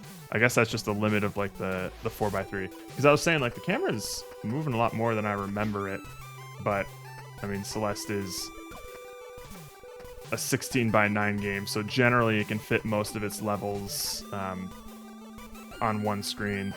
Okay, so they haven't gotten like moving bricks yet. This is still really cool. This is surprisingly faithful. Kind of insane. Nice. Oh, that's so cool. Wow. That's insane. That's really fucking cool. All right, back to the Ocean Man. Let's see where we're going. All right. So this was a little bonus stream. Again, I'm going to want to do this more often, more regularly. I'll probably work on some of this a little bit off stream, get some of the boring restructuring stuff out of the way. The important thing for me was just getting started and getting something on the books for me to actually start refactoring and making something that's stable and potentially reusable, while also just upgrading my skills in general. So hopefully this will be a regular thing. I haven't decided which date yet. I was initially planning on doing this on Sundays, but we'll see. Sunday seems like the most likely day that I will have the energy to do something like this, because I won't have work where I'm developing, 8 hours a day and then coming home to do more development stuff. But we'll just see how that goes along with the Thursday, Friday, Saturday streams, all back to back to back. Speaking of which, Thursday will be more Fear and Hunger. Hopefully we'll finally get out of that damn orphanage at some point. Friday will be more Mr. Mosquito 2. We've officially started the American Mosquito run, which has a completely different storyline, it looks like, or at least a different parallel storyline.